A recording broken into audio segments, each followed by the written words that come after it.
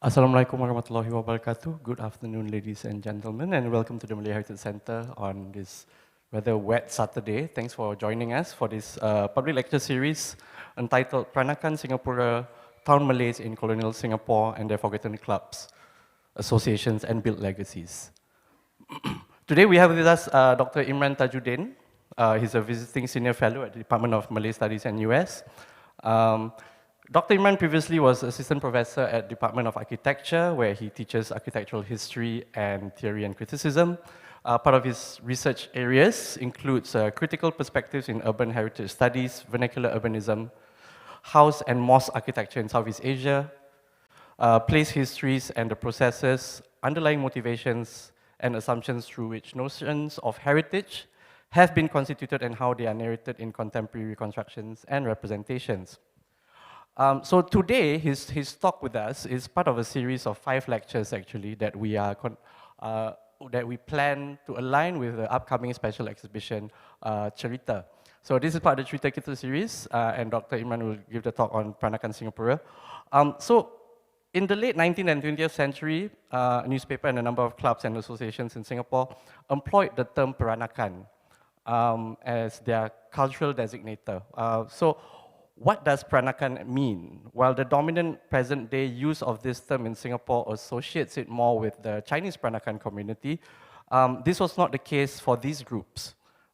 Playing on the collective term Jawi Peranakan or Jawi Pekan, the term Town Malays is here used to denote the diverse Malayo-Nusantara and other Muslim Peranakan groups living in urban and suburban Singapore, who constitute part of the Malay community here.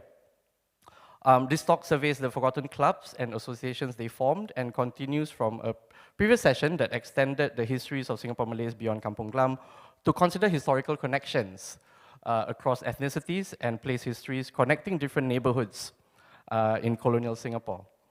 The presentation retraces changes in the plural and fluid identity formations through urban civic life and comes from a larger research project on the social histories of the Malays, other Nusantara groups and the Arabs, and Indian Jawi Peranakan and Jawi Pekan in colonial Singapore.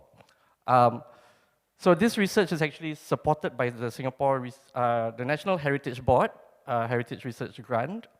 I think I'm required to say this, is it? Any opinions, findings, and conclusions? All recommendations expressed in this material are those of the author and does not necessarily reflect the views of the National Heritage Board Singapore. So before I pass you on to Dr. Imran, just some technical notes. So this is a QR code. We are still living in the shadows of COVID. New strain just popped up, how exciting. So if you do have questions, please do not shout them out. Please take this QR code, scan it, and then you post your questions there. So people who are watching, joining us at home, you here as well, will be sharing your questions on the same platform. I will then read out the questions to Dr. Imran. Okay? All right. Thank you very much. I'll flash this out again later at the end of the presentation. Okay. So, without further ado, I hand you over to Dr. Imran Tajudeen. Doctor, silakan.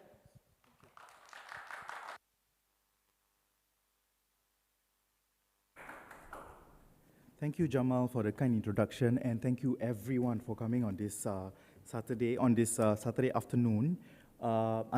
Firstly, of course, I apologize. I was late. There was something, no point recounting it, but it had to do something with my transport. But anyway, here I am, fortunately not that late. But today, I am very excited to talk to you about this topic. Now, it's a little bit, it's a work in progress. So this is, of course, something that I've been interested to pursue for a long time. But those of you who might be familiar with both my written work as well as my public lectures would know that some of this, what I'm about to present, has already, you see traces of it emerging from previous explorations. So what I'm trying to do through the current project that will be for 2 years, so it's only just started for 6 months now, is really in its infancy and we're still gathering information. One of the key persons who gathered all the information is here. Today is Ahmad Osman Lita. He's there seated in the audience. I'm very happy he's here. I extended a special invitation to him. He will soon join us, hopefully as a collaborator as well. But what I'm going to present to you is really just the project at its outset. So we hope to be able to think and look through more materials in order to substantiate or even to question some of the things that we want to discuss today. But if you look at the title, it kind of encapsulates what we are trying to do. But before I go on, so who is the team? So I'm not going solo for this one. I have a co-investigator, Dr. Suryani Suratman, who unfortunately cannot make it today. She has personal reasons. And then we have the collaborators, Syed Muhammad Hafiz. Some of you might know him. Previously curator he is still a curator, but previously he was a curator at the National Gallery, and now he is here actually at Malay Heritage Centre. And Hadi Osni, who has for a long time worked on the Bawianis community research in Singapore, and then Ahmad, whom I just mentioned, Ahmad Osman. So if you look at the title of the research, it's putting together a number of words that often are not put together in that manner. Let me just put it that way. Usually when we talk about Malays in the colony, it's usually about how the Malays are left out of the town, they're kind of staying at the fringes, and then if you read a number of texts, this is the general impression you get. Oh, they lived, whether you look at this particular reference on the urban history in Singapore, or on the Singapore house, or the Singapore house and residential life, some of these texts, or even the standard history of Singapore texts, survey texts. There's usually, or even William Rolfe for that matter, even the celebrated William Rolfe, there is usually very scant proper discussion. And those of you who are familiar with my work know this is the main reason I do a lot of the work on Singapore that I do. So, but this time around, I really wanted to look through the history of associations, and through associations, to look at the two other words that flank it here on this slide, the neighbourhoods and the public figures. So both place, venues, let's say premises that they have, the kind of place resources that were open to whatever clubs or associations that the group that we call Malays in colonial Singapore could have at their disposal for meetings. And then, of course, we cannot talk about associations or clubs without looking at the individuals behind them. And some of these, we can argue, were public figures, whereas others were just members. So there's also this whole notion that the history of the Malays in Singapore, in colonial Singapore in particular, 19th and early 20th century, has yet to be fully fleshed out. So that's what motivates this particular project. Sorry about that second slide, that's wrong. But the organizations that we're talking about, what are we talking about? So right now, we have this, if we just trace back, so that last line there. So right now, the narrative says that the oldest Malay association was founded in 1901, and that is the Persekutuan or Persatuan, depending on which source you read, Jawa al-Masakin. Or previously, before registration, it was Jawalul Masakin. So the registration was, if I'm not mistaken, 1947. That's the formal registration. 1901 is the first time it was actually formed. But that's not the oldest at all. So there are several that are a little bit older, and there are many. There are many. So some of them are beginning to emerge. There's a wonderful article by Lim Peng Han. I hope I didn't remember. This is what I remember of his name, Lim Peng Han. A chapter in the recent Beyond Bicentennial volume. He also, I think, has another article which talks about Malay football clubs and the Malaya Football Association. And before that, Darul Adab. Darul Adab is actually one of the two early clubs formed in 1893. So I'm wondering, this is still a question, like I said, this is the start of the project. What triggered the 1893 formation of these two clubs, Darul Ta'lam and Darul Adab? So both of them have Arabic names, but it's very much in line with what Malay practice has been since the 14th, 15th century, these kinds of names for Arabic names in the Malay world. So I wonder if they are also, this is a conjecture, I have to find out, are they seen as counterparts, Darul Ta'lam and Darul Adab? So Darul Adab seems to have been more towards sports and recreation, physical recreation. Darul Adab seems to be more like what you could call a gentleman's club. Not that they are mutually exclusive, mind you, gentlemen were also involved in the sports clubs. It's in no way exclusive. But I'm wondering, But Darul Adab is at Jalan Besar area, so they seem to have had a few locations, whereas Darul Ta'lam had a very specific clubhouse at Sumbawa Road near the junction with either Palembang Road or North Bridge Road. That part I'm not so certain, still trying to find out based on a photograph. And then you have all the others. There were quite a number. So in these early ones, the early list that I put 1 to 6, the main motivation seems to have been sports. So this is something that we want to explore further. What were the main motivations behind the early clubs? It seems so far these were sports, but also just social gatherings and activities that had to do with a particular neighborhood or locality. So they were very much rooted in certain places, as you can see. So, for example, Darul Afia is at Tanjung Pagar, Darul Bahar, Teluk Saga in Pulau Brani, and so on. The last one is not from any of those sources. That one is from my interview of a 90-year-old man who lived at Kampong Gelam Pasir, and he has his Banja on his father's side and Bugis on his mother's side, and his father, Encik Kasah, is a second generation. So his grandfather was the Banja merchant who migrated to Singapore, and his father, Encik Kasah, owned a camera and took photos in 1925 to 1927 of various places in Kampong Gelam Pasir, which is very, very precious. So we've been interviewing him 5 times already, and then hopefully, do something out of that. But from his evidence and from the photographs, we find that there is this group called Darul Khairat on Kalang Pasir, and they played badminton as one of the activities. They had a clubhouse. There were many, many photos of the clubhouse. The clubhouse has a wall with 2 photos of people posed in front of the clubhouse. So it was a very nice, image to have. Now, besides the 6, you have these. There are others. There are many others. The list is very long. The one that we compiled for the initial project proposal. But I'm going to just focus on the second group here, which is very, very intriguing, and the focus out of many different possible foci on associations that we will deal with today. And slowly, it will unfold slowly. I won't immediately try to define anything.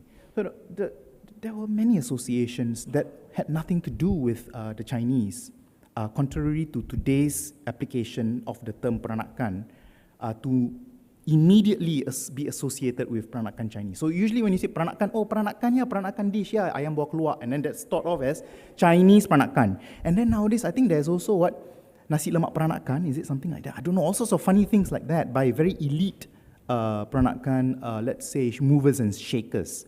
And recently as well, a very elite person from this community also uses the term Peranakan without a qualifier to mean the Chinese Peranakan, which is okay, but then it doesn't have its context. I think in the popular imagination, the term Peranakan has lost its wider context, which is something that maybe, hopefully through the project, we try to recover. So I'm pointing out the older context that we've forgotten. Singapore Peranakan Association, let's come to that. I put a dash there because we're trying to find out where the address of the venue, the premises were. Java Peranakan Association, a club, depending on the source. By 1900, it was in existence. It was at 17 Basrah Street. Steer Bugis Peranakan Club, sometimes the steer is dropped. Inaugurated, this one we have a firm date, 1909, it was inaugurated at a clubhouse in Kallang Road. Singapore Arab Peranakan Association, definitely in existence by 1909 at Kitchener Road. At first they wanted a Jalan Besar clubhouse, they couldn't find, and finally they settled on Kitchener Road address. Persekutuan Pinang Peranakan, sometimes called Persekutuan Pinang Kebajikan and other variant names, but the term Peranakan comes into the picture in a few sources on it. By 1929 in existence, it was at the junction of North Bridge Road and Sumbawa Road. So that's over there in the area that is today Crawford HDB Estate, behind Haji Fatimah Mosque. And then, of course, the Pondok Peranakan Gelam Club. Now, if you look at all of the uses of the term Peranakan here, we will just remember these names and we'll come back to possible meanings behind it. Of course, we know quite a few, right? You have the idea of being locally born, number one, right? The term Peranakan. The other is supposedly the idea that it's got to do with intermarriages, right? But there's also the notion of acculturation. So in other words, you might not be intermarried, but you are accultured into. So you can be locally born, but if you're not accultured, you're not Peranakan, right? You can be locally born, but you're not Peranakan. You don't consider yourself Peranakan. That's also possible. So we'll come to this later. But we are not here, like I said, to define anything, but we are here to look at the evidence and see who were the members of these Peranakan clubs. Who were they? Who were included, who were excluded. But then there are other clubs that don't use the term and they are very diverse. So for example, this is Her would love this one because Her Johari, who is in the audience, who has recently published a book, right, The Food of the Singapore Malays, he has a wonderful photograph of this club's members, which in itself as a visual marker of diversity is fantastic.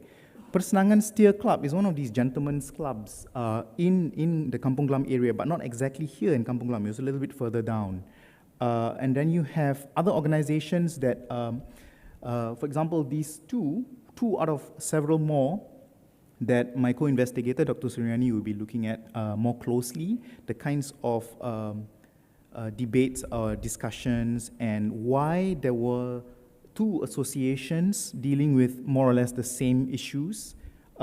Likewise, later on, I'm not included here, I'll also be looking at a number of associations that I have found that were in a way kind of, you could say, competitors to the Kesatuan Melayu Singapura or the Singapore Malay Union. There were other associations actually that called themselves various names like Anglo-Malay and the Malay-speaking section of the Malay Union. English-speaking section of the Malay Union. Yeah, and so on. So there were these other clubs that I have not had enough time to look into.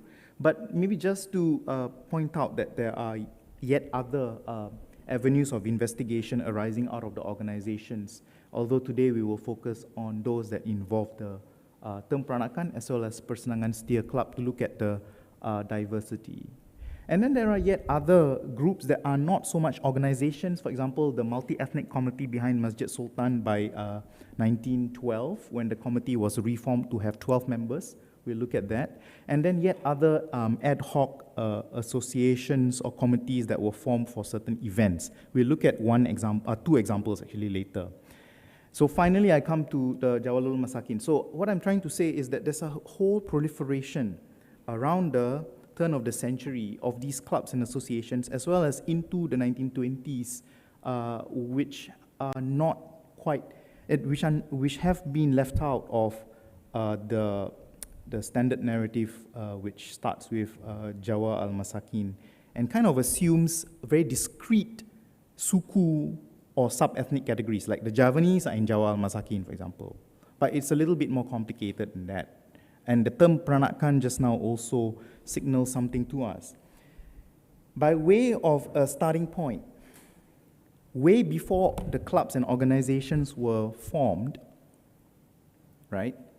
Obviously, these Peranakan communities already existed. So they didn't come into being because they formed an association which used the term Peranakan. Obviously not. Now, what is one other way we can understand how such communities operated and how and whether they did distinguish themselves from yet other groups that were in the end locally born but never considered themselves Peranakan? So one interesting example would be the Tamil Muslim community, some of whom considered themselves Jawi Peranakan, or in the words of Munshi Abdullah, Peranakan Keling Melaka. That's the exact term, Peranakan Keling Melaka. The general term is Jawi Peranakan for both the Tamil Muslims and some argue also the Arab Peranakans, with whom there was intermarriage anyway. But there's that on the other hand, and then on one hand, and then on the other hand, you have the Chulia community, who did not consider themselves Peranakan by any measure. So where can you find them? Now, what's interesting is to compare Chulia Kampung and Kampung Melaka. So I have kind of looked at this before, so some of you might remember this. But anyway, we'll just refresh ourselves about this matter.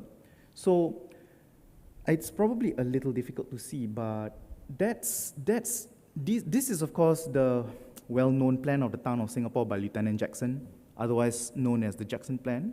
Which is not a manifestation of what actually existed, but was a projection of what the colonial authorities at that time wanted to implement, in some cases against the wishes of already existing communities and neighborhoods.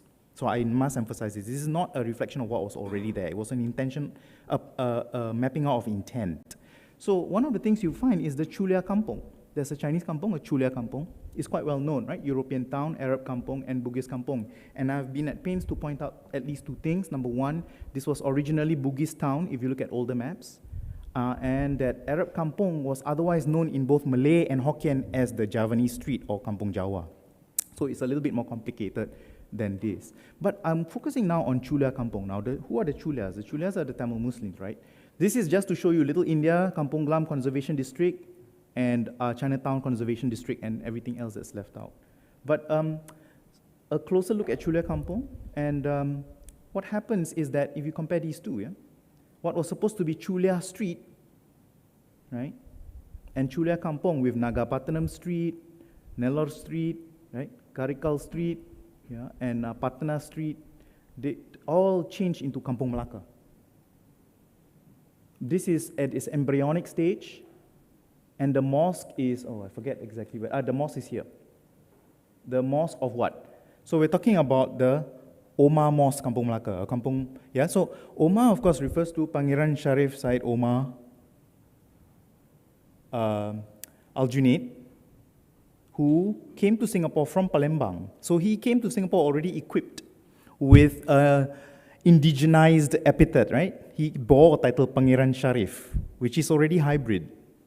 And he came via Palembang, where there's a large Arab community there already by the 18th century. Whole neighborhoods, whole kampong wards that were Arab that were clustered according to Arab surname. But he built a mosque for not a Kampong Palembang, where he came from, but for a Malacca community. And most of the Malacca community, it seems, at least from the evidence of ownership of property, were what Munshi Abdullah would have called Peranakan Keling Melaka. Well, including Munshi Abdullah himself, because Munshi Abdullah stayed there for a while and he lost his library when there was a fire there, for example. So what happened? So if this was supposed to be Chulia Kampong, where did the Chulias go? As you would know, the Chulia Street did not materialize there, right? Instead, you have the Kling Street here. I don't know if you can make out. That's Kling Street, which was later renamed Chulia Street. The Chulias moved over here, but at the same time, what was supposed to be the Kling Chapel, which in the end had two components, right? Jamit Chulia and Sri Mariamman Temple, later on became here, Jamit Chulia and the Sri Mariamman Temple. So the Jamit Chulia is different from the site, the Masjid Omar Kampong Melaka, which had a kind of an orientation to a Malay-speaking public, or community rather, whereas the Jamit Chulia was avowedly Tamil-speaking. So here we see that the original intent to have the Chulias, the Tamil speakers here, did not materialize. The Tamil speakers moved here as well as here, or for their main, and a different community took root here. Instead, it was the Tamil, Malay-speaking Tamil community. Just some other images where you can see North Kampong Melaka, South Kampong Melaka, and in the previous project, I'm sorry I didn't show the image here, we also, of course, mapped the fact that the original Kampong Melaka was here. And Said Omar, of course, lived here.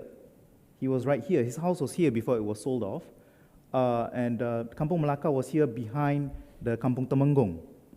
Yeah, so, and the Istana of the Temenggung here. So there is this movement inwards when the North Bank was given over to civic users. I think this is quite well known for those of you who are Singapore urban history buffs, right? So this area was given over to civic purposes, and so Kampong Temenggung was asked to go, the Orang Laut were asked to go, and the Malacca Malays were also asked to shift. So they shifted both to the north and the south of the banks of the Malacca, of the Singapore River. And so you have North Kampong Melaka and South Kampong Melaka. It's a bit difficult to see, and that's the mosque there.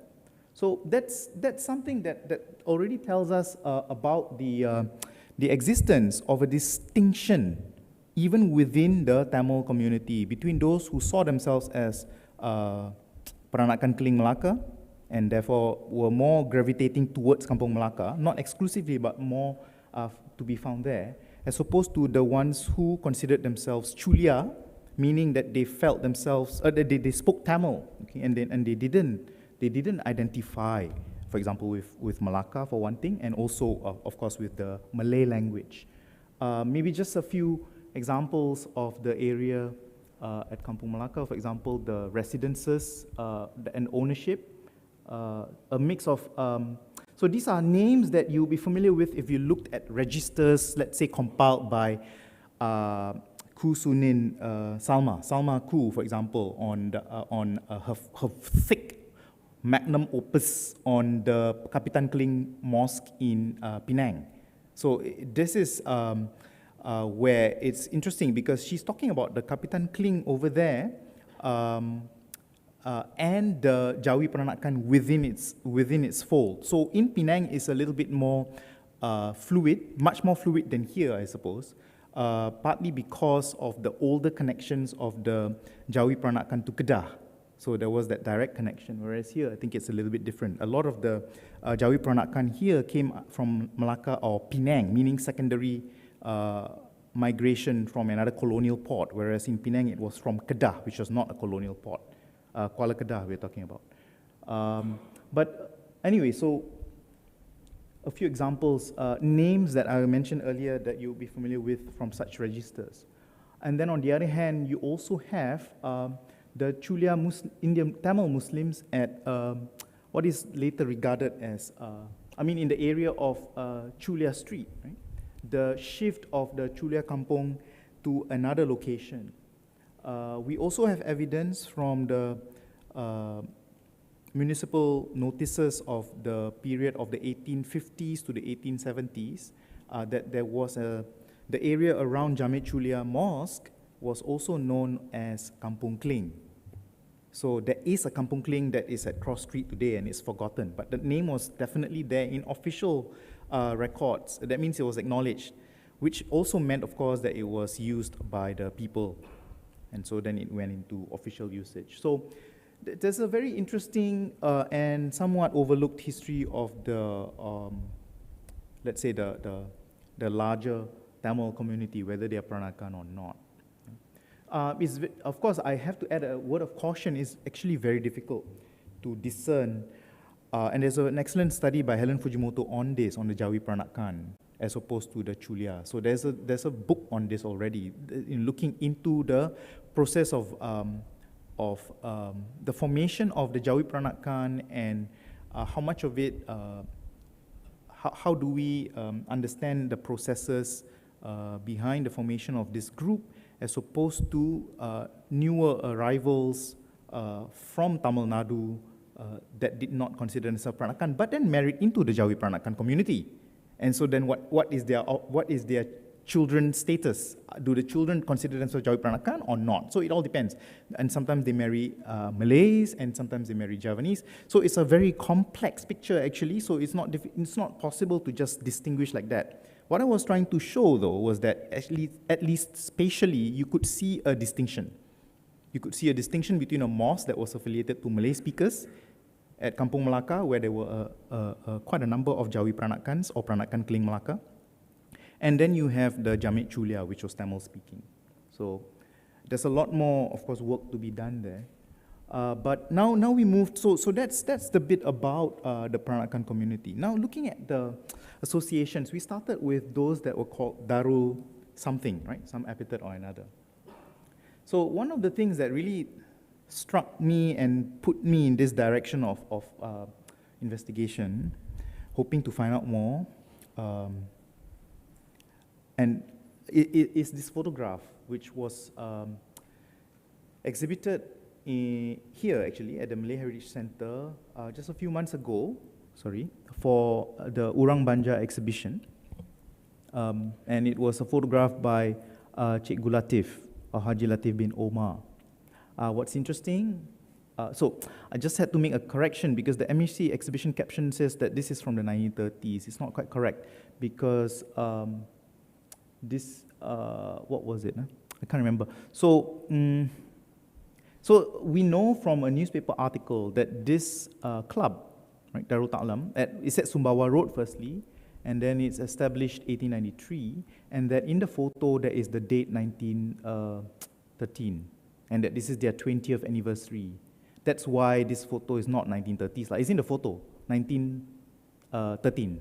Maybe, I don't know, is it oral transcribal error? 1913 and then you wrote 1930, I don't know. But it's 1913, like, it's there in the photographic evidence. What I also found cute, and this is a diversion, is that it's sometimes spelled with a apostrophe A. So they wrote double A here. Can you see? Darultalam. I thought that was really cute. It's also about because otherwise it's Darul Talam. Talam has another meaning in Malay. Talam can be a dulang, you know? What is a dulang? Sorry. A tray. Yeah, I guess. You can just call it a tray. So it's not Darul Dulang, it's Talam. Right? It's an Arabic word, so you have to write the double A. But that aside, it's quite curious, and I'm quite glad that it was included. This is not representing the Banjars, and that's the problem with dividing the community like that to go into micro-communities, right? The Suku Banja, and then what photo do you choose? Oh, this one is not Banja, so cannot show. I'm glad there was no such strict division, although you might argue, oh, you know, that means this is wrong, it's not really Banja. Well, what is? So how do we distinguish like that, right? There was no Banja association. For that matter, this is where later at the end we will come back to this. How did Malays themselves consider people like the Banja? Are they Malay or are they not Malay? So we come back to that. It's got to do with linguistics as well as how the politics of identity evolved over time. So in the end, it was no longer about linguistics either. But I'm quite glad this was shown, even though it has very little to do with the Banja, besides the fact that Cikgu Latif, who is a Banja, owns the photograph, so thank goodness. If you look at the photograph, this is, it's a mute piece of evidence. You don't know their names, but you can see their dress. It's diverse. Some of them choose to wear, a dress that is inspired by the modernizing Middle East. Some choose to wear a combination of Western dress with the songkok and so on. So it's a very fascinating portrait, and I'm hoping that we will be able to find articles or notices from around this time, 1913, so that at least some of the names can emerge. But for now, all we have is this tantalizing glimpse. This, by the way, is not the building. It's actually a temporary, let's say you can say a celebration arch, strong enough for people to be standing on it actually, placed in front of the actual building of the club, which is this corner shop house, as you can see, right? It turns the corner. And it fits in with the source that says that it's at the corner of Sumbawa Road and, Sumbawa Road is the crossroad of Kampong Rocho. Sumbawa Road and one other road, I forget. I think it was Palembang Road, yeah. So this kind of adds to our picture of yet other clubs. So Darul Adab was mentioned earlier. I think it was at Syed Alwi Road, that's why I wrote it down. But Kota Raja Club is well known, it's just next door, here in the compound of the palace. There. As well as Jawi Peranakan Club, which is nearby, right? Which is at 17 Basra Street. So it gives us a picture of just one image, unfortunately. We don't have enough images, but we will have one more from Khair Johari later. But it gives you a picture of the town Malays that I was talking about, right? The Malays who lived in town, who seem to have been neglected in the way we talk about the Malay community in Singapore.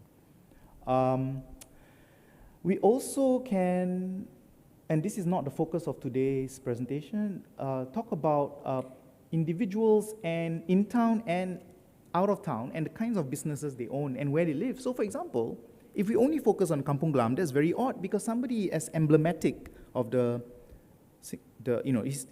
Yunus Abdullah is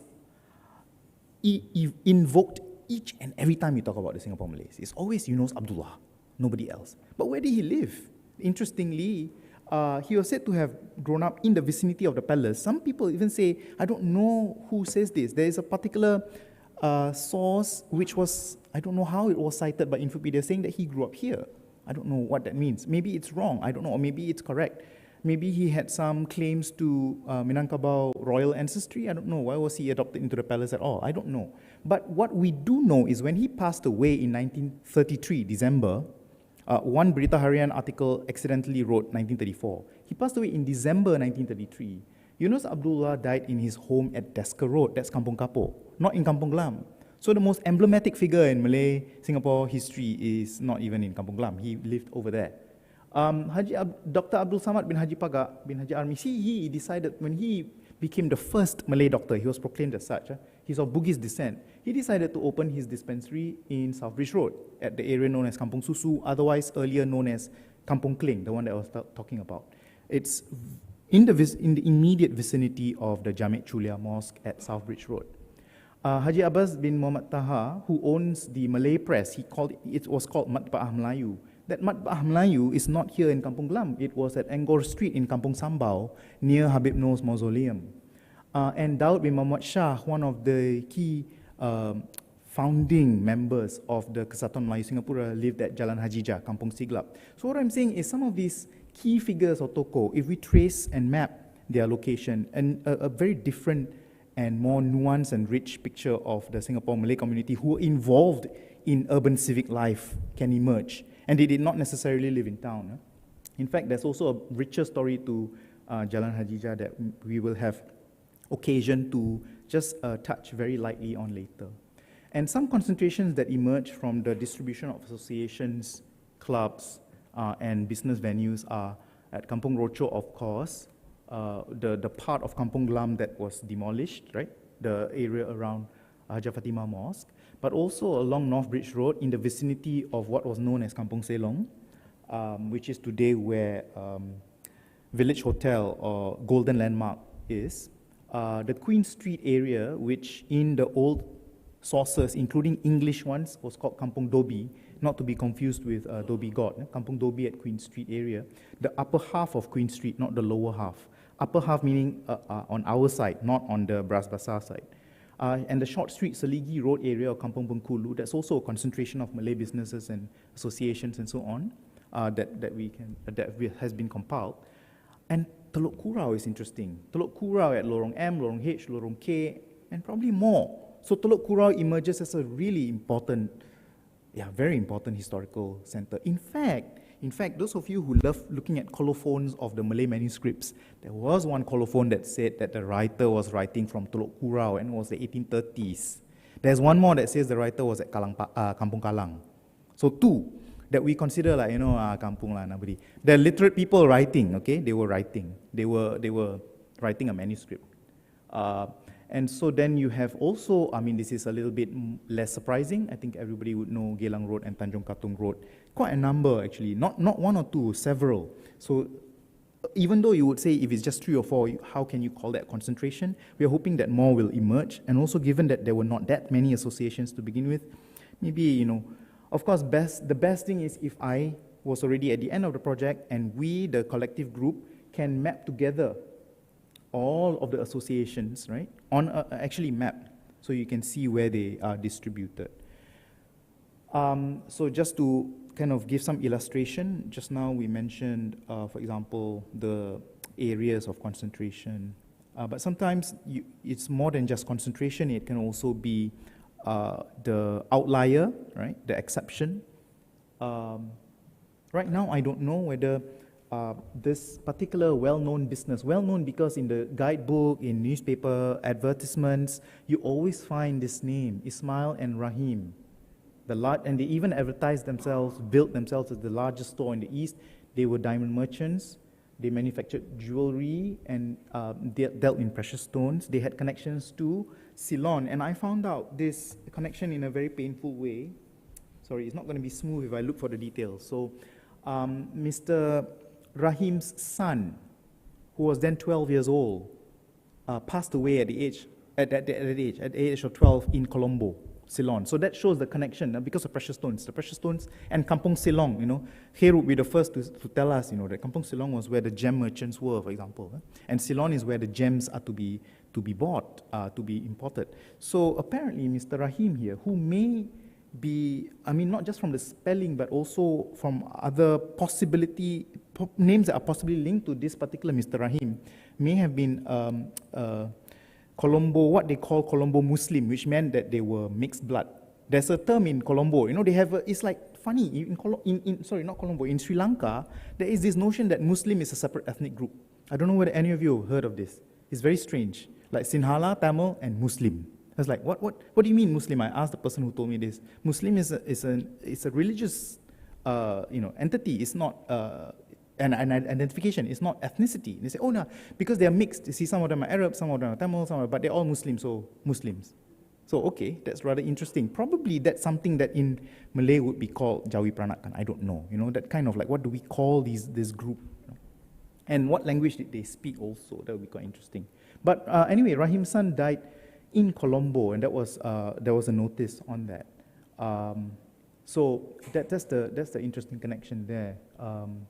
But yeah, there is a shop here at Bras Basah, and in my previous presentation, I'm not repeating it here though, there is a reference to the Bras Basah Middle Road area in P. Ramlee's opening scene, right, for Labu Labi.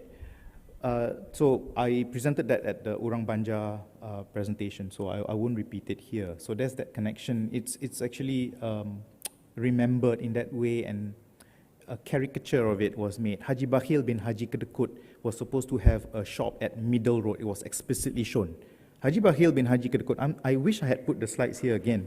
But yeah, Middle Road and then Haji Bakhil, the shop. Yeah. So other areas, I mean, this is of course well known, Arab Street, right? Intan Terpilih, there were quite a number of records. So this was Haji Kaha Palembang. This is Haji Abdul Kaha Palembang, the well-known figure. His shop house is still there next to the Omani Arches. But you also have along Victoria Street, for example, Haji Ibrahim bin Nur Muhammad, besides the very well-known huge company by A. Frankel for furniture. A. Frankel's was the major well-known one, but the next biggest house was Haji Ibrahim bin Nur Muhammad, who also sold furniture. And then further down you have examples such as the Bencoolen Chinese Peranakan at Kampong Bengkulu. So Kampong Bengkulu itself had its own Bengkulu Chinese Peranakan. So for example, Na Tien Piet, who creatively translated his name into Malay as Kalam Langit. Tien, of course, is Langit, and Piet is Kalam, pen. So it's rather interesting. This is in Sir Song Ong Siang's 100 Years History of the Chinese. So yeah, you have all of this, the wider context, right, within which to situate Malay, Town Malays, rather. But also, as I showed earlier, right, at Kampong Sambau, there is the Malay Press, and Utusan Melayu, again, the emblematic symbol, right, of Malay urban history and its coming of age, if you like, trying to set up its own, based on some notion of who is truly Malay. They were found at Queen Street, not in Kampong Gelam. So Queen Street is the area actually very interestingly associated with North Indians, where the early printing presses also associated with them were also found. So it's kind of interesting, right? They actually had their address there. Later on, they moved to Cecil Street. That's also where all the printing presses for the newspapers went as well later. But just to give you a sense of where that is, you see the kind of erasure you have in Singapore is such that you cannot find Angkor Street, nor can you have even a slight inkling of where it is. This is an 1893 map detail. So this is the Parsi Lodge, and the Kursetji family also has a very strange link to Sultan Mahmud of Riau. So he used to always come to Singapore and go to, it was commented upon unfavorably in the Tuhfat al-Nafis. This is very strange. So it's all in this area, by the way. Kursetji is here. There's a Bukit Kursetji before the hill was flattened. So this is too late. By 1893, Kursetji Hill was no more. But anyway, so you have the Parsi Lodge. Kursetji is Parsi. And next to it, of course, is the well-known Kramat Habib Noor, Makam Habib Noor, and then mosque and its tank. The Fuktetsu Hakka Temple, the oldest, it's known as the oldest in Singapore. There's Sambau Street, and the Guthrie Village, Guthrie with connections to Batavia, and the founder of this mosque is a Batavian Malay as well, so there's an interesting Batavia connection. So it's another forgotten multi-ethnic community, and if you recall, this was labeled Malay Town in 2 different colonial period maps. So there is a forgotten story to this. But Angkor Street is over here. And that's where Haji Abbas bin Muhammad Taha, who is Sumatran Malay, set up his Matba'ah Melayu over there. So yeah, that sort of thing, trying to put together tokoh and toko, or personalities and their shops, and map it across Singapore like that. Now we come to this remarkable, I found this 6 years ago now, and I printed it out. So I just wanted to show you what it looks like today. It's not nice to see it on a slide. This is what I printed out years and years ago. That what you're looking at. Sorry, not this one, this is something else, but this one. So I recombined it. So I've been holding on to this for 6 years and wondering what to do with it until this project. Look at this, just look at what is that? This is for Our Day Fund, 1916 in Malaya Tribune. Collected by the Malay community. What is at the top? Collected by Haji Abdul Rahman Glass from Javanese. That's it, just Javanese. Javanese where? Across Singapore, all the Javanese, the biggest amount. Haji Osman bin Asra from Javanese at Kampong Gelam. This tells you how Javanese Kampong Gelam was. And then the rest, right? But the blue arrows, there are 3. The third one, Haji Musa Kadi from Javanese at Rochor. Evidently, the Javanese saw themselves as distinct enough to collect from among their own kind. Put it together under a person based on Kampong Gelam, Rochor, and just Javanese. Without any qualifier, Javanese. Javanese where? And then the biggest amount, you know. So somebody like Haji Bakhil bin Haji Kedekut, or even our next door neighbor, right? Haji Yusuf Tali Pinggang, who is Javanese. They would have been, there's this remarkable distinction. And then you have the rest who never qualified themselves. They just say, because there are also collections from Kampong Gelam and from Rochor. Where can you find it? So if you look carefully, right? Where is the Kampong Gelam one? There. Collected by Haji Sulaiman Kaji. Is that the same person? Brothers, Kaji, right? At Kampong Gelam. This one, the rest lah, the non-Javanese, I guess, right? The non-Javanese. And then there's Rochor as well, right? Where's Rochor? There. HD Aziz at Rochor. Not qualified who? All the rest. So quite remarkable. That aside, you also have a few clubs. Simpulan Muhibah, this is salah, it's not Mutubah. So if you compare your other sources, it's Simpulan Muhibah Club, Persenangan Setia Club, Java Peranakan Club, as though we didn't already see enough Javanese, Babul Khairat Club, which may refer to the Darul Khairat at Kalang Pasir, I'm not sure. And then Darul, this is not Darul Tualune, it's a typo for Darul Ta'lam. I'm quite sure of that. There is no Darul Tualune, so I'm sorry, whatever that is, fancy name, but it's Darul Ta'lam Club. And then all the rest, Kampung Kalang Rokok, Kalang Batin, which is probably why I think, and Gelang, this Gelang here is not the Gelang where we know today, it's the Pulau Gelang there. There's a Pulau Gelang at the mouth of the Gelang River, so if you ikut urutan, if you follow the sequence, right, it sounds correct. Kalang Batin, Kalang Rokok, Pulau Gelang, and then this is Kalang Pasir, Babul Khairat. And then suddenly it jumps to Sebedok. And then it jumps again to another Kampung Kalang. And then this Kampung Tambak is interesting. This is is behind Kampung Kapo. There was a Jalan Tambak before that was expunged. So that area was swampy. So this is preceding reclamation works there. But anyway, I wanted to show this. The point of this, besides the fun, kind of looking at the details, the point of this is that there is this very strong sense of the Javanese in town. And I think we cannot see this in isolation. I want to say 2 things here. Number 1, you must understand that when we talk about Peranakan culture, it's not just Malay, it's Malayo-Javanese or Javano-Malay. From the language to the dress.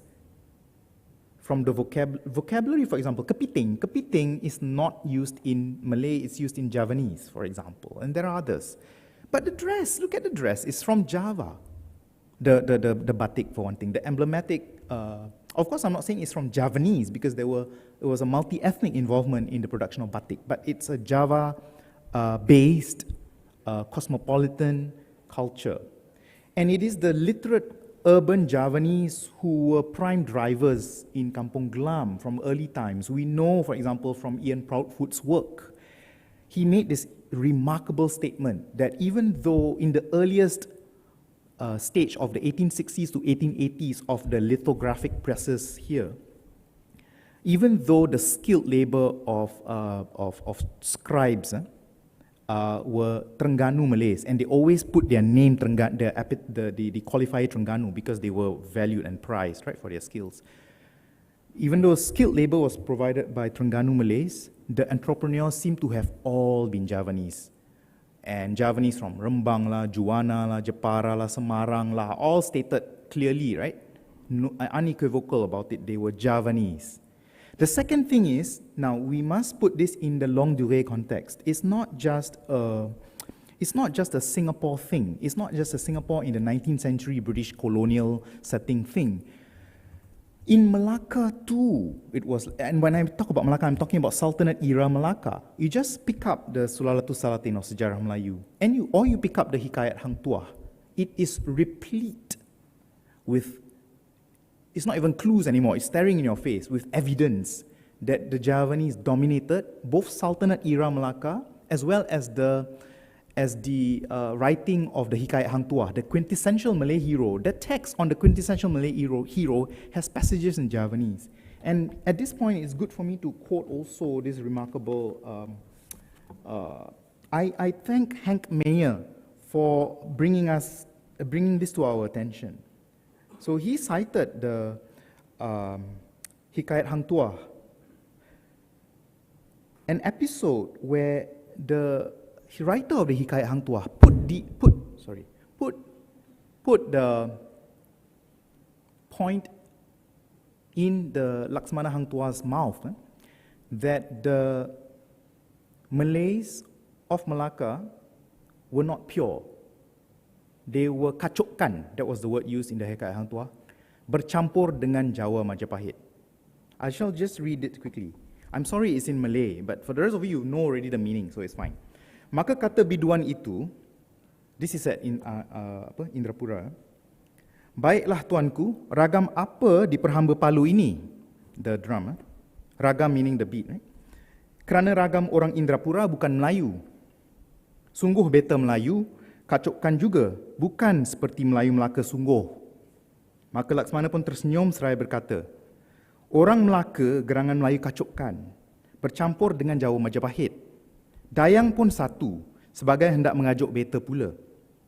Setelah biduan 5 orang itu mendengar kata tuntuah itu, maka ia pun berpaling malu-malu bahasa, seraya berkata, tuan ini pun satu, sebagai pula beta berkata benar menjadi salah. So what is this anecdote telling us? Hang Tuah is saying that Malacca Malays are also mixed. We mix with Majapahit Javanese. And it's not just the Malay sources that tell us this, not just the Sejarah Melayu and the Hikayat Hang Tuah. The Portuguese who invaded in 1511 and wrote accounts, they also told us that 1, 2, 3, the 3 main suburbs of Malacca, Upeh, Sabak, and Bandahile, were all mostly Javanese. And the people who were appointed for the native group in all 3 suburbs were Javanese in the Portuguese period as well. So this is a very interesting thing about the Javano-Malay urban culture that I wanted to point out. And it didn't stop there, by the way, the Hikayat Hang Tuah anecdote. After a few lines, it comes back to the same thing. Maka kata Laksmana, jangan sahaja diajuk kerana orang Melaka dan tuannya bercampur, Jawa Majapahit. He said it a second time. Very remarkable anecdote. And so then we can see the Singapore example in that context. It's not something remarkable at all that the Javanese were so much a part of the town, that Kampong Kaji is practically a Javanese district. And so was Arab Street, it was Kampong Jawa, right? And Jalan Sultan was mostly also Javanese, and so on and so forth, the majority Javanese. It's not, probably it's got to do with demographic predominance of Javanese in the region to begin with, but I think it also has to do with certain push factors. So it's not just about, historically it never changed. There was, of course, the push factor regarding publications in the Netherlands, East Indies. So it was attractive to come to a colonial port city in Singapore where there were no, at least it was not as restrictive. That was the perception.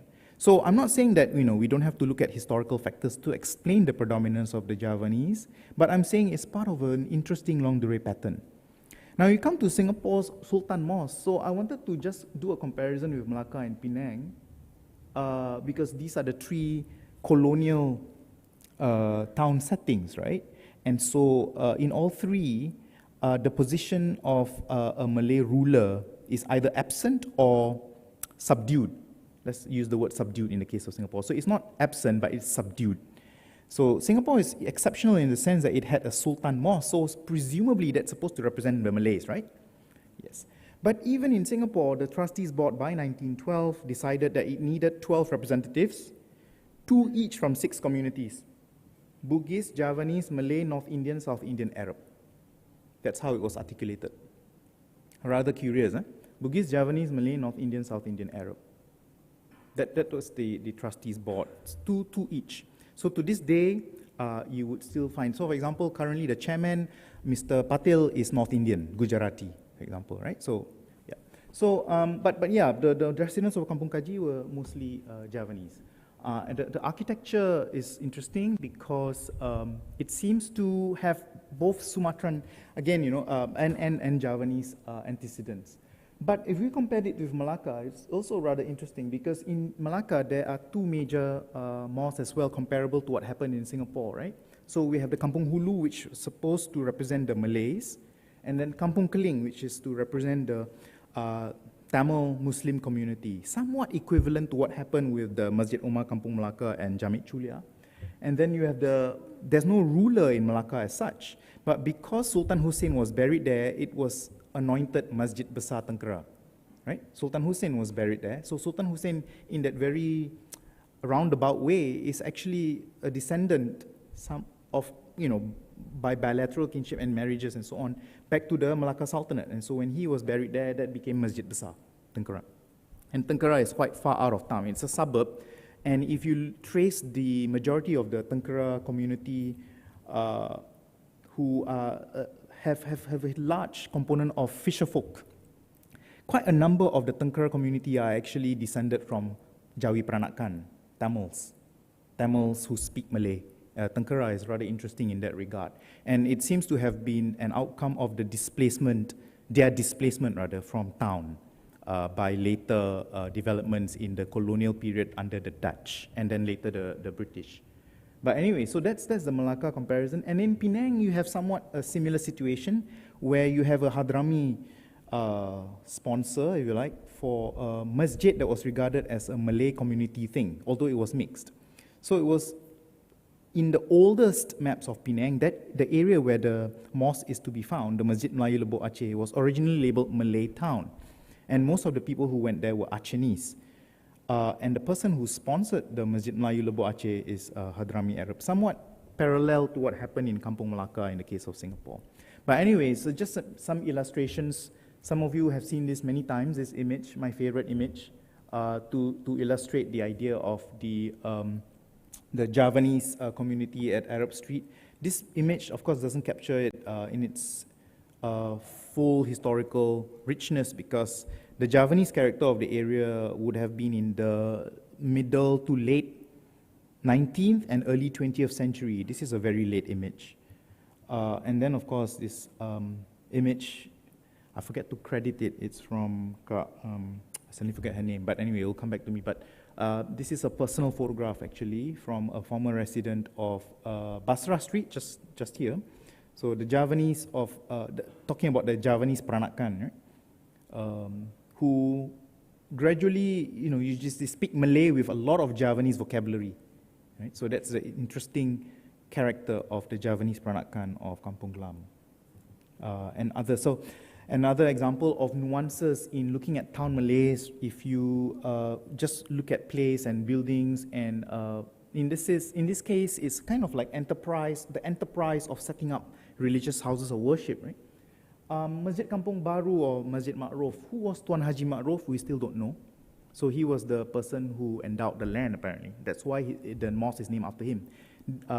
It's quite important to note this because most people will associate this mosque with the Tariqah and Kiai Fadullah Suhaimi, who was born at Pahang Street in 1886, and then his father is a Hadrami from Wonosobo in Java. So it's in itself a cosmopolitan story, right? So we can't reduce it to any particular group when we talk about even the Javanese milieu or the Javanese context. So I think it's really quite interesting to then reconsider what we understand by this term, Peranakan, right? Because it's not just a colonial era thing, it's not just a Malay thing, it's also a Malayo-Javanese culture.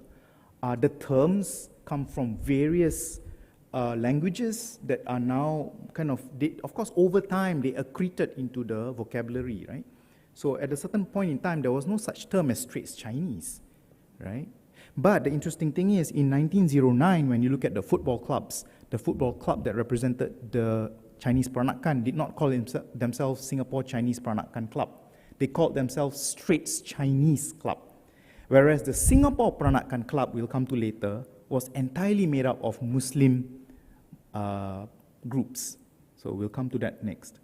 But that's the term Straits Chinese as opposed to Peranakan. Yeah? So initially, they used either British Chinese Association, Singapore British Chinese Association, right? But there was also, mind you, it's not just, we cannot say, the Chinese Peranakan, they were very Anglophile. And no. There was also a Singapore Malay British Association. There was.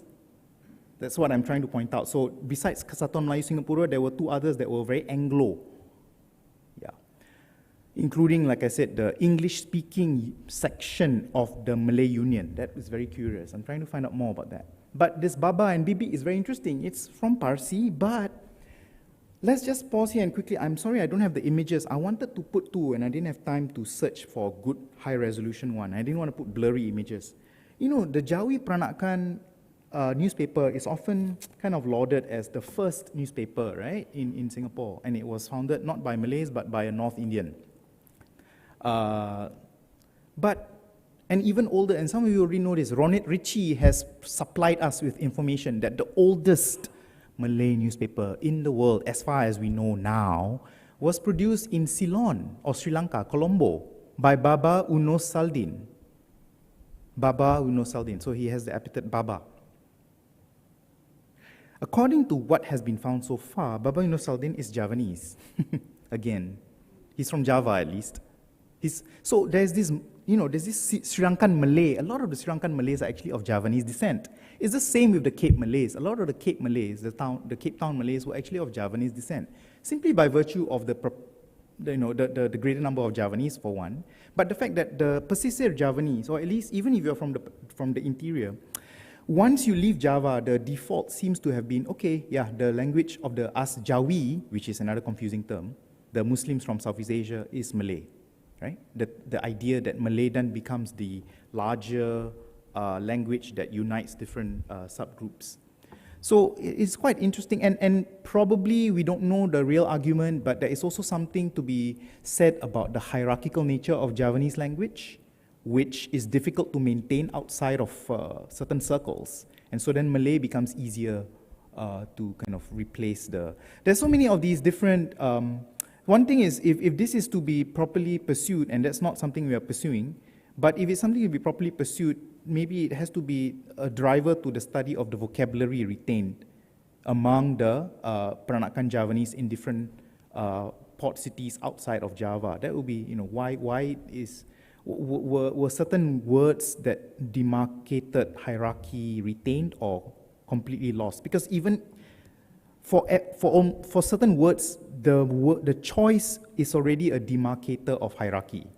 It's not innocent, right? The same word the same word can demarcate whether you're speaking in Kromo or Ngoko. So yeah. But even for numbers, for that matter. But there is that interesting point about how Jawi Peranakan was produced by a North Indian here in Singapore, but even earlier, somebody named Baba Yunus Saldin produced the first known Malay newspaper in Colombo. And of course, I'm showing this interesting and very, again, valuable photograph, because we have so few photographs with names. Everybody is named. It's not just a generic photograph of, a group of Eurasian ladies. No, we actually have their names. This photo is courtesy of Sandra Minjut Tezera, and it's of the 4 of the D'Souza sisters whose names are stated there, and they're all wearing kebaya panjang with batik sarung. This idea that Peranakan culture was a Javano-Malay urban culture that was that transcended religion, but had a close link to language. language use at least. So it's understood that if you consider yourself Peranakan, you would speak a certain version of Malay within your community. But then we have this, right, which was the provocative title I wanted to choose at first, and I was scared, so I changed it to Town Malays. I wanted to put Singapore Peranakans. But because this is Singapore Peranakan Association with their clubhouse at Weld Road, so if you look at the list, yeah, you've got President, Vice President, Honorary Secretary, and Assistant Honorary Secretary from a diverse group of ethnicities, right? So Sagov is Hadrami, probably Hadrami Arab Peranakan, we don't know, I have to check. Rahmat bin Abbas, we don't know whether this person, I have to check again whether this Abbas has anything to do with the Abbas we saw earlier, possible. And a name like Bidin bin Saman suggests Malay because of the shortening of Abidin, which is a typical Malay quality to names, right? And then Patil, of course, Patil I just mentioned is a Gujarati, a very, very famous and prominent Gujarati surname. So there you go, that's the Singapore Peranakan Association. By all accounts and purposes, I suspect, so I'm very interested in how come Singapore Peranakan Association has people whom I would consider to have very Malay-sounding names, right? So why did they consider themselves Peranakan? Or maybe they were Bugis and they joined a common group, right? And then there are other names down here that you can see. Some of them are very quintessential Malay names, like Bujang bin Saman, you know, probably the brother. Yeah, and then you have Baba bin Haji Ali, you know, names like that. Tambi bin Muhammad Saleh. All these are suggestive of Tamil Muslim, possible Tamil Muslim ancestry. So, and then you have this remarkable advertisement on a 1939 Hari Raya celebration, which again has the term Singapore Peranakan. So this Hadra Party is one of the groups that the Singapore Peranakan supplied for this particular celebration. Other groups are Boyanis and then Onan Road, besides, Gelang Serai and Onan Road, sorry, groups besides the Singapore Peranakan. How are we for time? 20 minutes, okay, thank you. So much for the Singapore Peranakan. It's rather interesting to see the kinds, the other thing we want to look at, of course, are the kinds of objectives and activities that these clubs and organizations partook in, and from there we see what is the web of connections and associations, you know, whether individuals were found across different groups, what kind of organizations brought, what kind of events brought different organizations together and in what manner, where were these events held, but then later on asking other questions, you know, because this time, right, this is, you know, 1927, 1939, this was a time fraught, you know, if you read the newspapers, there were heated debates about who was Malay and who was not. There were like, you know, people were writing things like DKA, DKK. Can you imagine? And then next day you met at a committee meeting. So I just wanted to give it a bigger picture. It's not like a rosy, happy time, you know. People were writing these kinds of things, and one of them was Abdul Rahim Kajai, a celebrated journalist. And he worked in Singapore as well. He worked in KL and then he worked in Singapore. And he wrote his polemic mostly while in KL, but he was also later in Singapore. So it's rather interesting. It's not just a fine and dandy thing, right? It was a time fraught with the question, right? What is Bangsa Melayu? So all these organizations become very interesting indeed. Java Peranakan Club. You know, remember the example just now, and you look at the names, right? So what's interesting is Onan Road, a few years ago, was it 7 years or 6 years now? There was a controversy, not controversy, nobody else knew about it. It was a storm in a teacup, but I was involved in the not stirring, I was maybe just touching the tip of the cup, because I wrote as well. So, to affirm that the Onan is not a reference to Onam of Malayali festival. No. It was Onan bin Tajudeen, a Javanese who owned much property, including properties at Onan Road, Balestier Road, elsewhere, everywhere. In what is that? Not Desker Road, what's the road next to it? A few roads in Jalan Besar, Tekka area, I forget suddenly the name. But he owned houses there as well, but quite a number elsewhere. Sorry?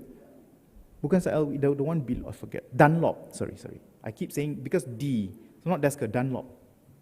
So Onan Rajadin owned quite a lot of property, and also it appears he endowed the Onan Road Mosque because he had properties there as well. And these are his children, Mr. Harun bin Onan Rajadin. They retained their father and grandfather's name like that, composite.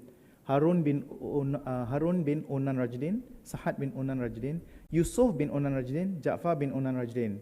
I think they more or less had quite a hand.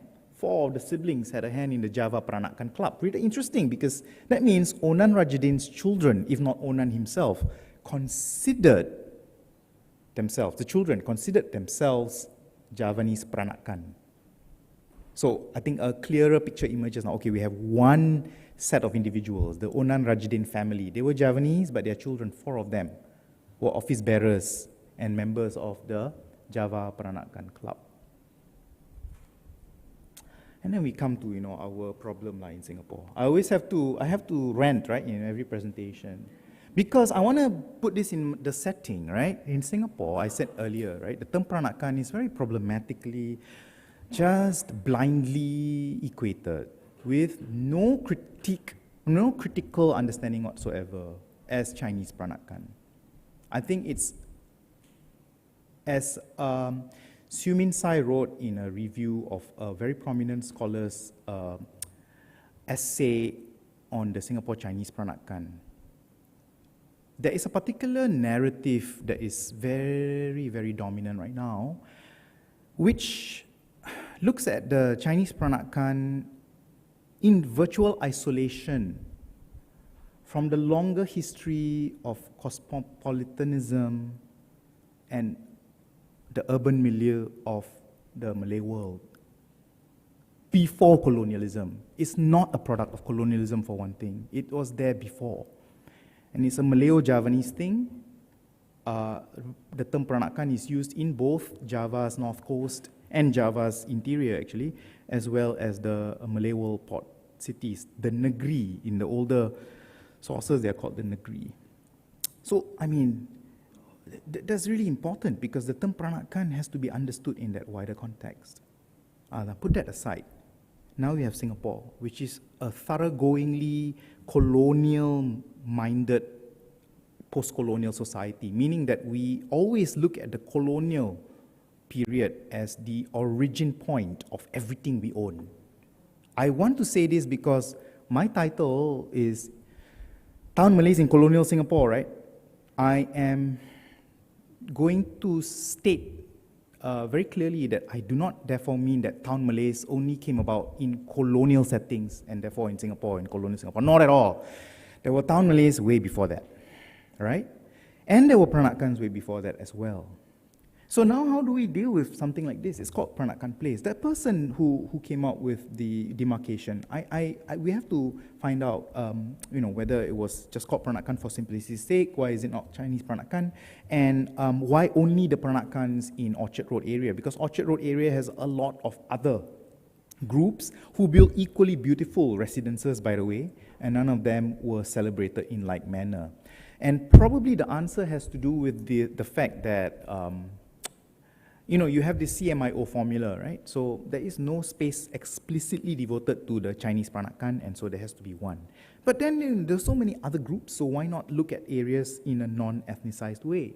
But more importantly, there is also another deductive way, very reductive way of looking at these as Peranakan tiles. I mean, there's a very nice gentleman who has a whole business devoted to Peranakan tiles. So I salute him for his enterprise, but I do not agree with the marketing of the tiles as Peranakan. Firstly, please, the tiles are Taisho Era Majolica tiles. Please, please. And they were produced in Japan. Some are Art Nouveau tiles from Europe. Don't be the laughing stock of the world to call these Chinese Peranakan tiles. It's such a Singapore myopic view. In fact, if you go to,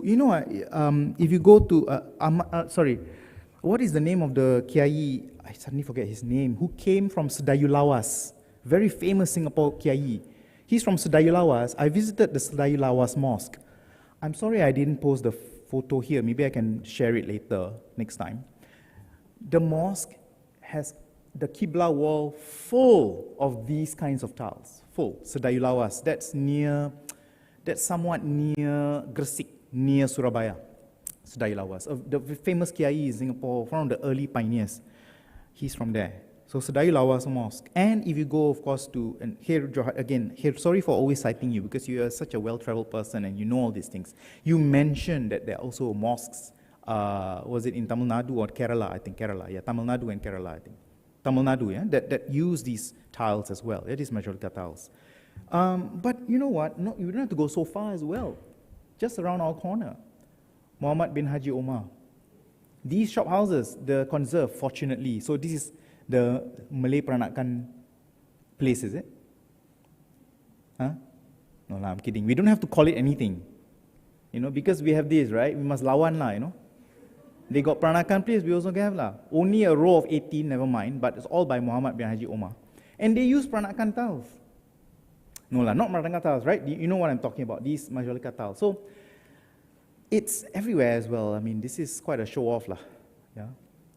Some are missing, but yeah, otherwise it's quite intact, fortunately. Some are missing. You can see quite a number are gone. Yeah.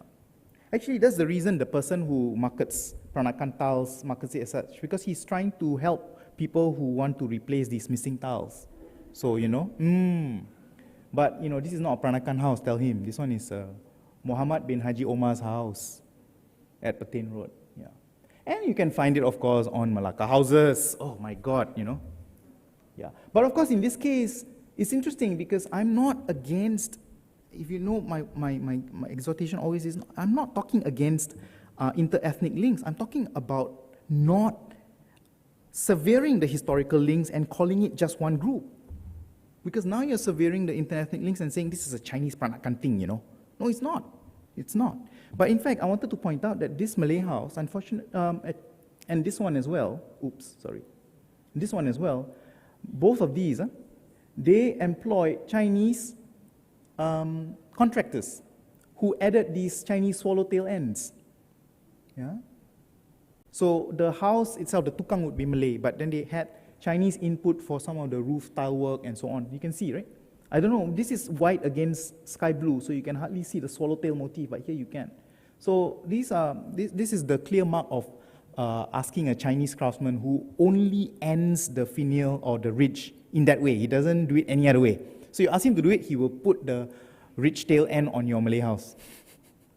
So the contractor is Chinese, but of course the rest of the tukang is Malay. So they asked, this was a popular choice, right? All these imported Art Nouveau tiles from Europe. And then of course the Taisho era tiles from Japan. I know I've shown a few, so I think just a few more just to kind of wrap it up. There's more than just what we saw earlier. You have tantalizing glimpses that we want to look into.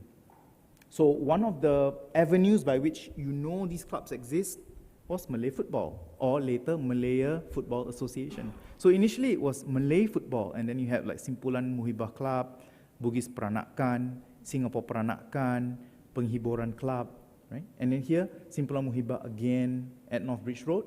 You have, in this group, in the Malaya Football Association, you have a very diverse membership, right? You have the president, Marikan,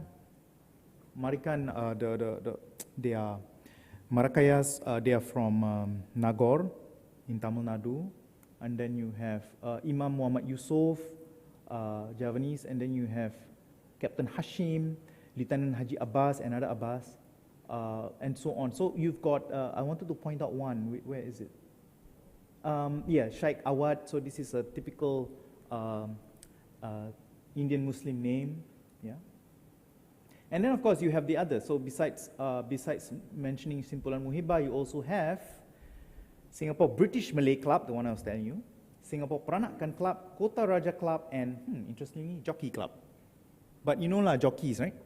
Maybe Bawianis, again, stereotype, but mostly. You know that the most skilled sizes and, yeah, to this day, is mostly Bawianis, yeah, for a variety of reasons. Which is also why so I have some Bawianis blood. My Pak Long was a driver, and it's because of the Bawianis connection. Because from you know, horse carriages, right? You then learn you think what, driving license easy, yeah? So they learned driving license, and the first motorcars that arrived, they immediately cornered that market and became mostly drivers, correct? is that interesting transition, right, from the horse to horsepower. Anyway, but jockey club, yeah. So very interesting, isn't it? The kinds of forgotten groups that are not mentioned. None of these actually in the recent fantastic book Hand to Heart. It's a very good book compiled by Wan Hussein Zohri and others. It's got a lot of history of different associations. But unfortunately, these were clubs that were missed out, yeah, for a variety of reasons. Okay, another one. So this is a later notice, 1927, but here you have the list of names. We posted this on Singapore Stories way back in 2015. That's how long ago, you know. These things have been bugging my mind, you know, the interesting composition of things. And then you have, I mentioned, besides the 1916 Malay Committee collection of funds for Our Day, you also have other kinds of ad hoc committees for a variety of events. So for example, the 1929 Lantern Procession in honor of the Duke of Gloucester's visit to Singapore.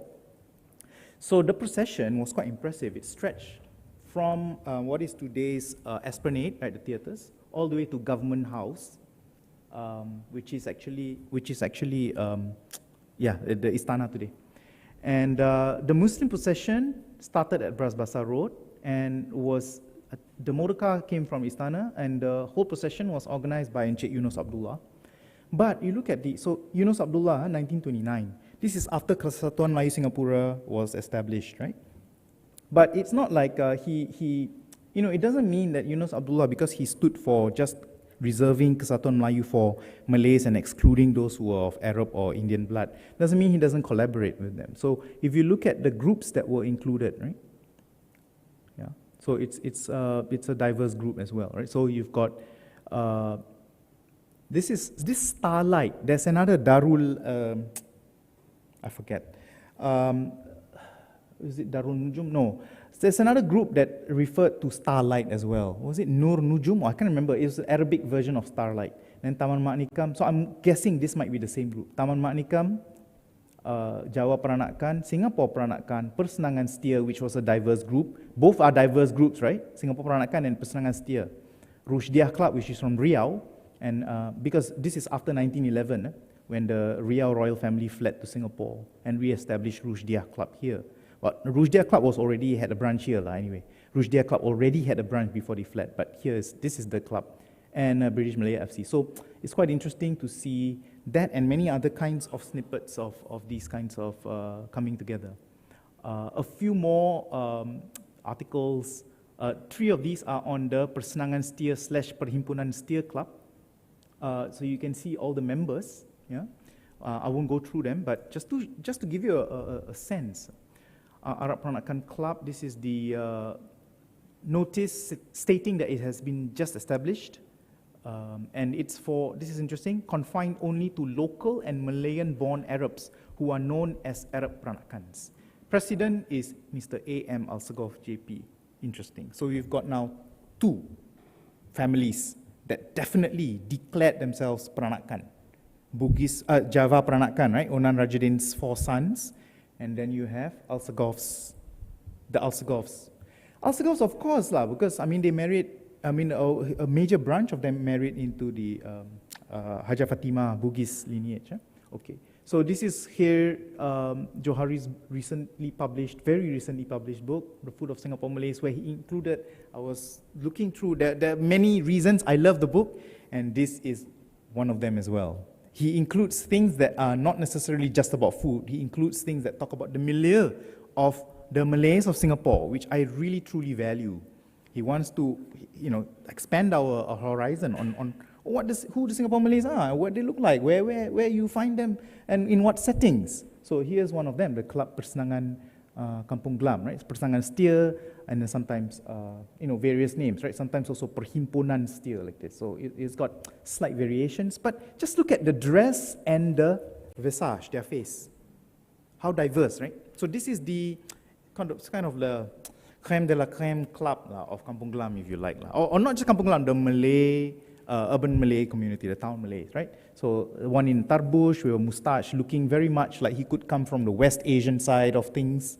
You have somebody who might this be? Is this I can't tell. We have to try and find out who the individuals are, right? So all the dress modes are also interesting. And then I want to end with a club like this. Sometimes you also have a variety, and this is something that has a lot of potential, groups that use the term Muslim. They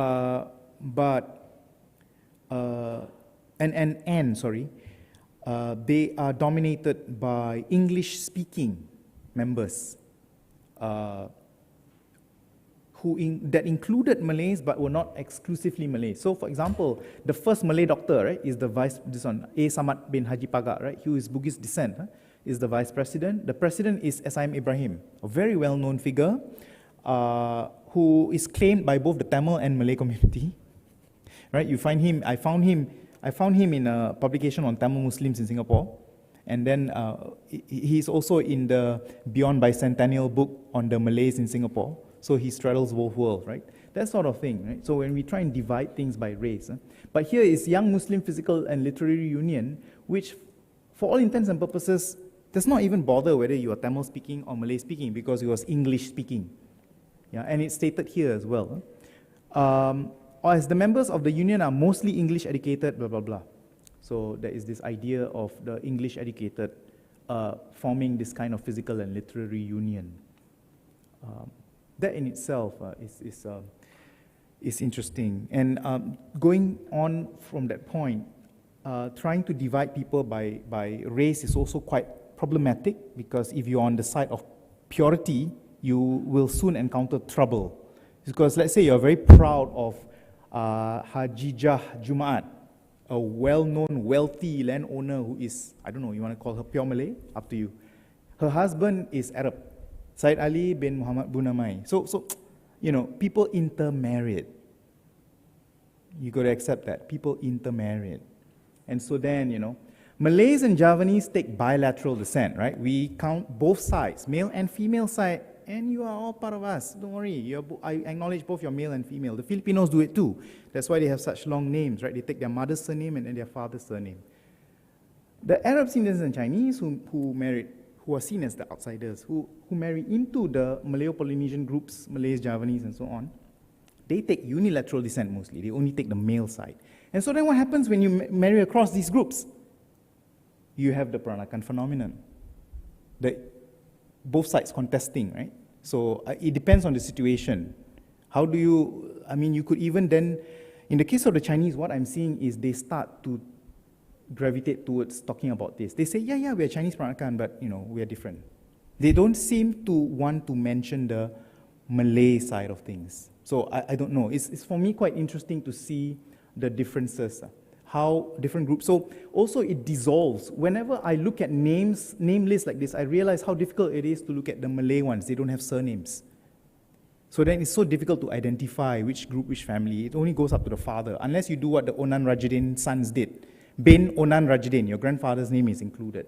So I think that's also quite interesting when we try to trace the bilateral descent quality as well as the lack of a surname, the non-use of a surname, works against easier research into the Malays and Javanese. I don't know, this is something that I'm thinking about. It's much more difficult. And also it means, let's say this, right? The children of Encik Hajijah, just like the children of Encik or Hajah Fatimah, adopt the Arab surname of the husband, the children. And so then, it's difficult to trace the fact that they are actually of a trans-ethnic union. You can't tell from the name anymore. They just become Arab in that sense. I don't know whether you get what I'm saying. It's very difficult, therefore, to see this. And so that's the value, I think, of looking at this more closely. Just as an example, you know, Nongchi, for him, however, he was proud to, for Syed Muhammad bin Ahmad Al-Sagaf, he was proud to take up this title, right? But he is not mixed blood himself. He just married Hajah Fatimah's daughter, but he takes on this name, right? It's their son who then becomes Engku Aman. Yeah, Engku Aman. That's a very, that's a very bicultural way to call yourself, right? To use that term. And of course, settings. I wanted to talk about localization through where you live, right? So this is the Al-Sagaf bungalow compound, which is next to Hajah Fatimah's former property and the mosque she endowed. So Hajah Fatimah being Bugis, from Malacca. She's very interesting. So she's Bugis, but from Malacca. And her next door neighbor were the Alsagoffs, who actually traced their descent quite far. You can find the Alsagoffs also involved in, for example, in the 1780s, they were given some rights to Rokan, which is in Sumatra, stuff like that. So they've been around, right? The Alsagoffs have been around. They're not like newcomers fresh off the boat. Even if they are, they already have kin here. And so the Peranakanization is not something that we should be surprised about, or even intermarriages. I think I will skip this. It's just more examples actually, this was just saying that, just not too far from Peranakan Place is this, right? Peranakan Place is here, is this. The multi-ethnic neighborhood of Kampung Payagoyang with so many different Muslim groups there. Abdul Salam, Tambi Kecci, Nur Muhammad, Muhammad Ali, right? Yeah, Anggulia Park Mosque further down, and so on. So I've come to the last two slides, this and the next one. So maybe to just wrap up, this whole idea of talking about Town Malays. What do we call this entire group you saw just now? All those organizations, they were mixed. And how do we situate such a condition, right? So of course we look at it historically and trace it along a timeline. The first one does not talk about time yet. It's talking about the attempt to define. So some would say you read the sources from that era, from the 1920s and 30s, right? And they are sometimes very fraught with these anxieties. There's one by Dr. Colling, or Mr. Colling rather, who is a curator of anthropology at the Raffles Museum, who wrote that the real Malays are only one group, the Orang Laut, he said. And then he defined I better take out that piece of paper where I jotted it.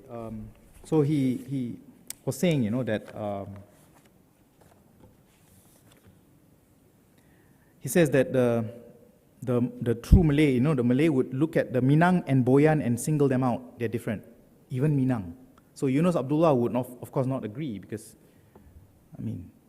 yeah, and he says that this should be that kind of the definition that says anybody who speaks the Malay language claims to be a Mohammedan, meaning Muslim, and has his homeland in the Indonesian area is Malay.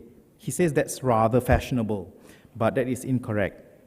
It is the Orang Laut who are racially the real Malays, says H.D. Collins. So he speaks, of course, from the authority of being the curator of anthropology at Raffles Museum, and he says, I'm being ironic here, and he says that the Singapore Orang Laut are the true ones, and there are Muslim groups, there are two, Orang Kalang and Orang Singapura / Orang Selat, who used to live at Singapore River and so on. Well, guess what? I have interviewed the former residents of the descendants of the Orang Singapura / Orang Selat, who by the post-war period, in the Japanese occupation, sorry, not post-war, at the start of the Japanese occupation, they were at Tanjung Ru, and then they were asked to move by the Japanese. The Orang Singapura, that means from Sungai Singapura, that's why they call Orang Singapura, named after the river as well, right, as the island. So the Orang Selat / Orang Singapura were asked by the Japanese in 1941-42 to move from Tanjung Ru village, where they were, into that famous kampung that has 3 paintings of it by Malay artists in Singapore, and that's exciting. Kampung Kuchai Lorong 3, or Kampung Kuchan Lorong 3. So they moved there. But if you interview the people, the people that also intermarried. So it's also quite mixed and diverse, right? So it's not like they retain purity and let's say distance themselves from other groups. The second group, he says, that is a Muslim Orang Laut group, is the Orang Kalang. This is according to H.D. Collins.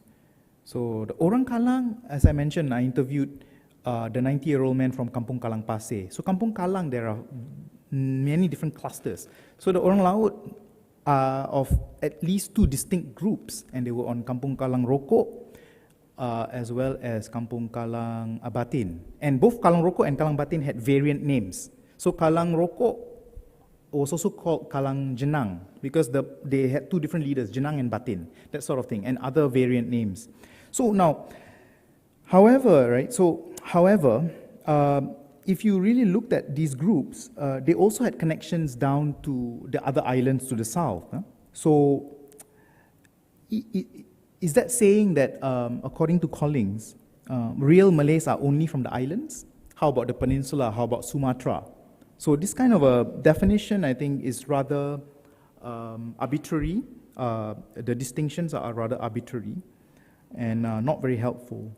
And finally, there is a snag in the definition that Collins gives because he says the non-Muslim Orang Laut group from Singapore are the Kon Seleta.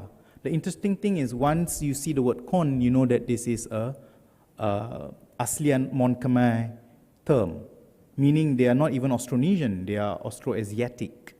I mean, if you wanted to cut finely like that, then why are the Kon Seleta more Malay than Sumatran Malays? They call themselves Kon Seleta. Kon is not even an Austronesian word. So, I mean, these kinds of interesting puzzles come up. So maybe, kind of rather interesting to understand these historical processes of trying to define Malayness. From one end, the polemic, and then from, let's say, these anthropological and ethnographic and linguistic cutting of divisions of groups. As opposed to maybe looking at how these processes of definition were more dynamic as they were acted out. So I put there, sometimes the definition is restricted to Peninsular Malays only. So it's not so extreme as to say only Orang Laut. That one is the most extreme. I started with that. But some would say only Peninsula and then Sumatran or Banja. But then some would say, no, Javanese and Bugis as well. So Sumatran and Banja would include Minangkabau. But then some would say, no, Javanese and Bugis, although as we saw, Javanese and Bugis set up Peranakan clubs. And then ultimately it became, no, not including Arabs and Indians. So these kinds of degrees of inclusiveness and exclusion. But then it will be interesting to compare that with historical sources. And there's not the time to go into that. But I want to just quickly, I only mentioned the example from Hikayat Hang Tua. I didn't mention Tufat Al-Nafis or Hikayat Abdullah. I did mention Hikayat Abdullah, but not the Tufat Al-Nafis. Tufat Al-Nafis is really particular about Bugis Peranakan, as opposed to Bugis Jati. I'm not going into Valentine and Marsden's descriptions of the languages that are classed under Malay and who uses the different types of registers of Malay, if you like. And then finally, the most intriguing one, there is an article by Wang Gangwu talking about a Chinese source from the 1740s on who are the Malayu. Who are the Malayu is rendered in Mandarin, Wulayu. So in Mandarin is Wulayu, but in Hokkien it would sound closer to Malayu. So it's talking about who are the Malayus in the 18th century. And Wang Gangwu makes the surmise that perhaps, this new term emerged as being necessary to define in the 18th century because of the nature of intense migration and settlement in the region in the 1700s of groups that were beginning to settle and develop local roots in areas that had previously not had such large numbers of the same outside group. That was the kind of dynamic that was taking place that people have, like Anthony Reid and Leonard Andaya and Barbara Andaya acknowledge it in a particular way as well. But Anthony Reid calls it something like the 17th century crisis followed by an 18th century movement of various groups that settled, right? The Bugis, the Minangkabaus, as well as the Chinese, the 18th century period. So that's one understanding that we can also have as to why the Chinese source was so particular about defining this term Malayu in the start of the 18th century. And so it's coming from that kind of earlier period, that the immediate precedent before 1819 Singapore and 19th century Singapore, right, is also to move into the 19th century and the early 20th century to understand that it's a non-linear process. Sorry, that's context. So non-linear process, both before and beyond the Kesatuan Melayu Singapura, that's what KMS is, Singapore Malay Union, and the polemic of the 1930s to understand how it was actually lived. And then I think also to acknowledge that there were multiple strands even of this conception of the bangsa and kebangsaan and these alternative viewpoints in a spectrum. For example, how Pendeta Za'bar did not, Zainal Abidin, right? He did not really believe in the kinds of divisions that Rahim Kajai was talking about. He preferred a more, the idea of the ummah, for example, the idea of a larger collective. And then different modalities that I tried to talk about a little bit. The older pre-colonial negeri as a context, not just about intermarriage, but acculturation. And then another form of acculturation through the socialization at the neighborhood level and the multi-ethnic links and alliances that emerge out of that. So for example, how in the case of Penang, those alliances of the red flag and the white flag society transcended ethnicity and instead were alliances of different Malay, multi-ethnic Malay and Chinese groups, as well as finally the politics that emerged out of colonial council representation that kind of changed all of this. I mean, when you suddenly have to define what is this particular group for colonial representation, it kind of brought up different considerations as opposed to what modalities existed before that didn't even need to rely on intermarriage. And then finally, this is probably the most crucial and maybe even sensitive point, which is shifts across time. So one of the things also to maybe understand about the anxiety and unhappiness surrounding some of the narrower definitions of Malay identity has to do with the economic factor. So a lot of it emerged in the time of economic pressures. Secondly, there was also the demographic change that really pushed the sense of an alarm. I think some of you are aware of this. The 1921 and 1931 censuses, which showed the larger numbers of quote-unquote immigrant groups. And then finally, of course, displacements. In the case, that's where I think I want to end. So in the case of the Kesatuan Melayu Singapura, it was not just the need for a colonial council representative for the Malays. There's also the impending displacement of the Kalang kampungs, right, for Kalang Airport, which then became an impetus to develop the idea of a Malay settlement, and therefore to define who the Malays were. Interestingly, I want to end on this note. The person whom I interviewed at Kampong Kalang Pasir, a person of half Banjar and half Bugis descent, did not take up, he was affected by the Kalang Airport project, but he did not take up the Kesatuan Melayu Singapura offer. 6 of them banded together, him and others, including a person from the Mata family, another person of Indian descent. So this group of 6 who all studied in Raffles Institution pooled the money compensation together and bought a piece of land at Aljunied. That's the Mata Road area today. So I just want to end on that note that there is an alternative story even there.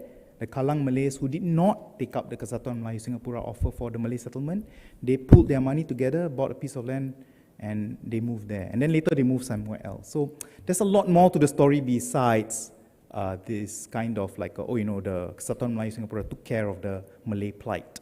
Yeah. So I want to end on that note. And I hope that it's been an interesting journey. Thank you. Thank you, sir. Thank you, Dr. Imran. If I can invite you to take a seat. Silakan.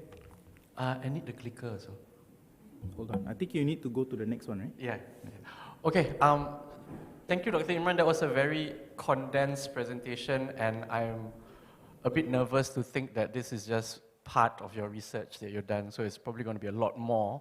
I don't know how you're going to share that research once you've completed it, actually. Just a reminder to everyone at home and everybody here, this is the QR code for any questions.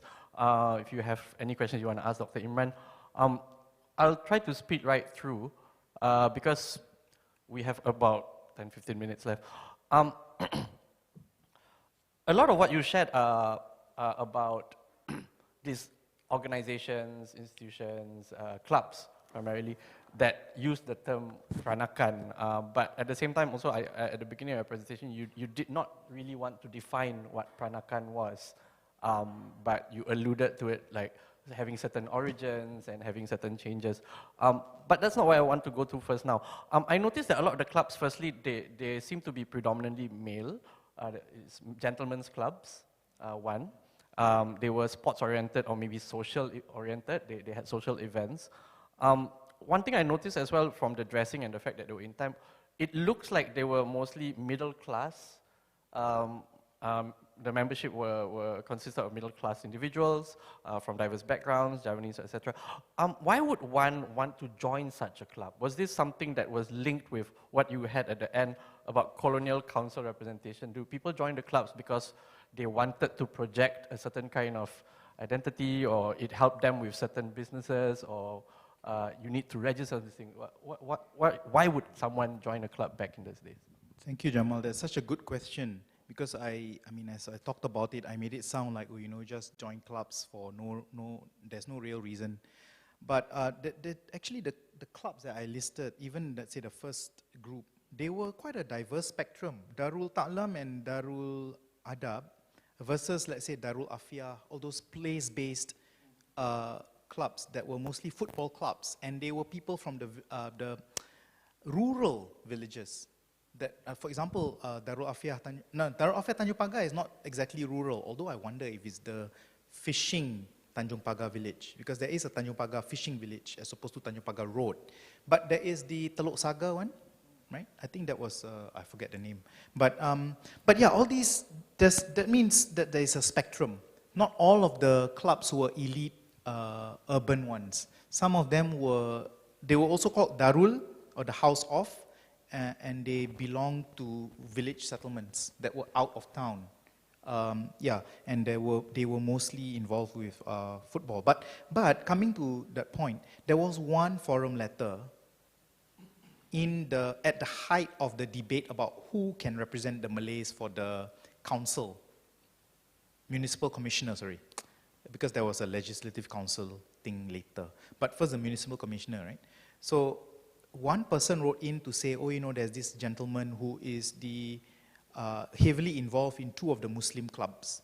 So you're right that maybe, you know, at that time, there was also the perception, even independent of colonial period appointments, because this is a new thing when it came up. There was no such position before. But maybe they might have considered it a mark of prestige to join such clubs, but also the fraternizing would have helped with networking. So obviously when you have your own, not that I have my own business, but obviously when you do have your own business, you want that kind of networking, and so it afforded that avenue. But like I said, there's a spectrum. So the name Darul something, it cuts across the diverse spectrum, which I found interesting. Darul Ta'lam is very different from, let's say, Darul Afia. Right? So Darul Ta'lam cuts across where you live, and Darul Afia is restricted to a particular locality. You represent that settlement. That's it, yeah.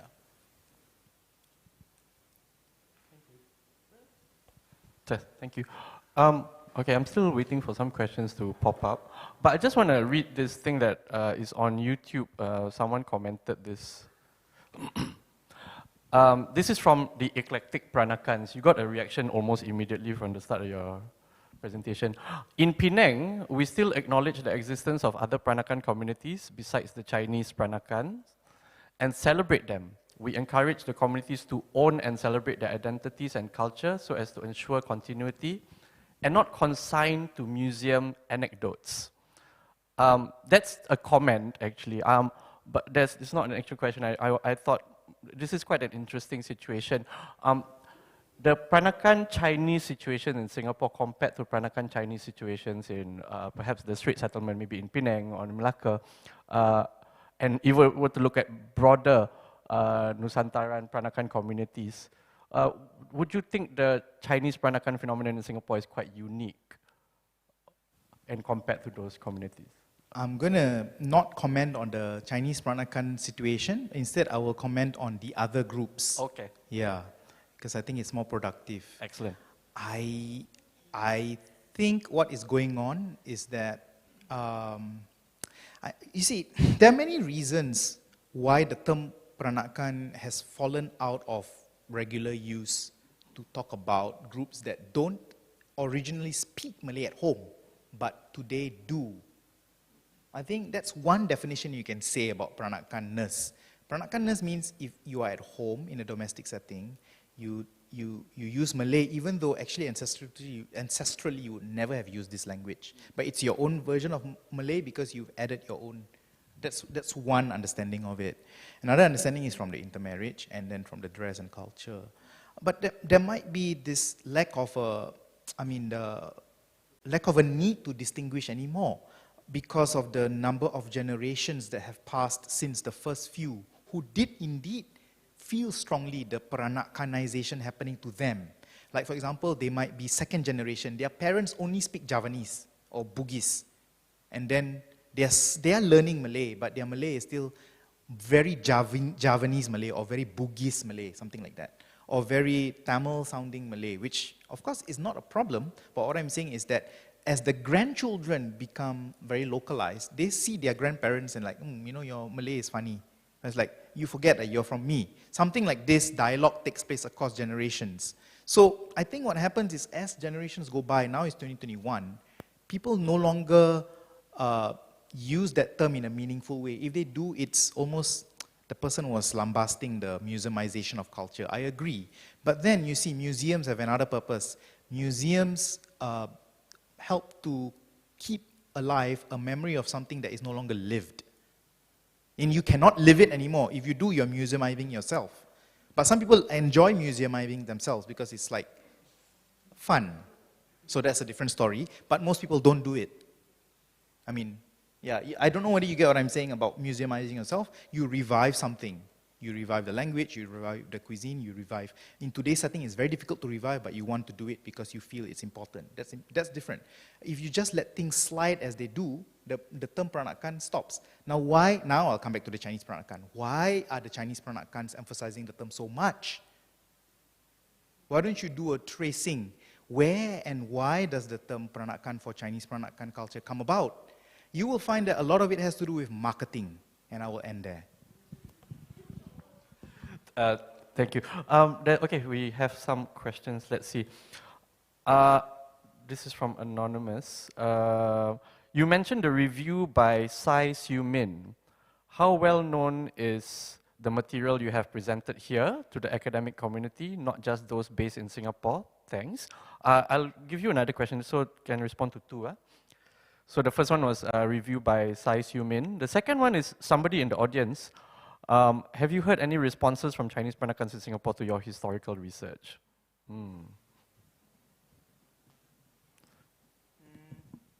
Yeah, let's take the first one. First question, how well known is this material? I don't think it's known at all, to be honest, because even Singapore Malays don't know it. It's not in the standard texts, so that's the simplest to answer. The second one, what are the responses? They have never chosen to respond to me. I think they don't see it as important. Because if it's for money and for marketing, why bother? Why bother? If you can make money out of marketing something, just do it. Yeah. You know, yeah. Okay, I think a lot of your work is trying to move the term Peranakan away from that, I guess, fetishism of a Chinese Peranakan. So I'll try to do that with this one. So Malay Peranakan identities, Javanese Peranakan identities, they tend to defy neat lines or neat distinctions, definitions, and so on. I'd like to bring out the examples of the Indian community in Singapore. I think this might problematize what you're doing a bit with who identifies as being Peranakan, coming from an Indian mixed background. In the print press, for example, the Tamils who were involved in the print press, there was a distinction between the Tamil Muslims and the Tamil Hindus. And the ones who are involved in the print press with the Malays tend to be Tamil Muslims. Right? There's another layer of complication when we talk about Pakistanis. Because prior to the formation of Pakistan, there were no Pakistanis, right? There were still Indians, or there were Sindhis, etc. Yeah, Sindhis, Punjabis. Yeah, they would identify as these various groups. And then suddenly with the separation, there's this identification shift. In your research, did you notice that there were certain trends that might happen with some of these other activities happening overseas, especially with something like the separation of India and Pakistan, for example, or Bangladesh for that matter. Yeah. Thank you. Again, a very complex and interesting question. So I hope I captured everything, and I better be fast in my reply. Thanks for the point about the Tamil Hindus and Muslims. I mostly focus on Muslim Peranakan communities, as I stated at the outset, but of course there are Tamil Hindu Peranakans. They are well known in Malacca. They are the Chittis, and their liturgy to, as far as I know, their liturgy to Shiva. They are Shaivite. The liturgy is in Malay, right? And of course it helps that in Malay you have the term puja, which is Sanskrit anyway. Puja is already in Malay, but then the rest of the liturgy is in Malay for Shiva. Some Malays would recoil from me saying this, but yeah, now from that joke I'll come to the point. The point is that I think there's also if you talk about Tamil Hindu Peranakan, in some cases there is this issue of how Malays receive Peranakan cultures that are non-Muslim today. I think the kind of, some Malays, not all. So there is this distancing also. So if I were to put it in a funny way, I would say that as a quote-unquote host culture, the Malays also don't care. They don't want to kind of embrace this Peranakan diversity because you're not Muslim, it doesn't matter. I feel somehow there's this exclusion. So there's probably also a push factor for some of these communities to rally together and come out with their own. And it's not just against the non-Muslims, it's also towards the Muslims who are of Indian descent. Yeah. There is this remarkable article called The Indian Muslim Dilemma. I suddenly forget who is the author, Indian Muslim, not Torsten Sasha, I'm quite sure. Torsten Sasha has written a lot about the Indian Muslims and the Peranakan, in addition to Helen Fujimoto for Penang. But there is another person, I forget, I'm so sorry to this person, Indian Muslim Dilemma. So this person wrote about how, there is that difficulty, right, and this difficulty of being rejected when you feel a part of the Malay community goes far back. There is the writer, again I forget his name, an Arab person writing, saying that, although I am not of Malay descent, I feel a part of the Malay community, and how can I not? I have already drunk its milk. I think some of you know this quote. It's quoted many times. Thank you. Oh, I think Arifin Omar cited another name. Yeah, maybe it's Sheikh Al-Hadi, but it seems Arifin Omar cited another name that I cannot recall now. I'm so sorry. And that Arab Peranakan person wrote like that. He says, I know I'm not Malay, but I feel like I'm a part of the community, So there is this thing so I want to come to that point here. There is this remarkable expandability and accommodative quality of Malay culture or language or whatever you want to, that nebulous Malay aspect that is shared.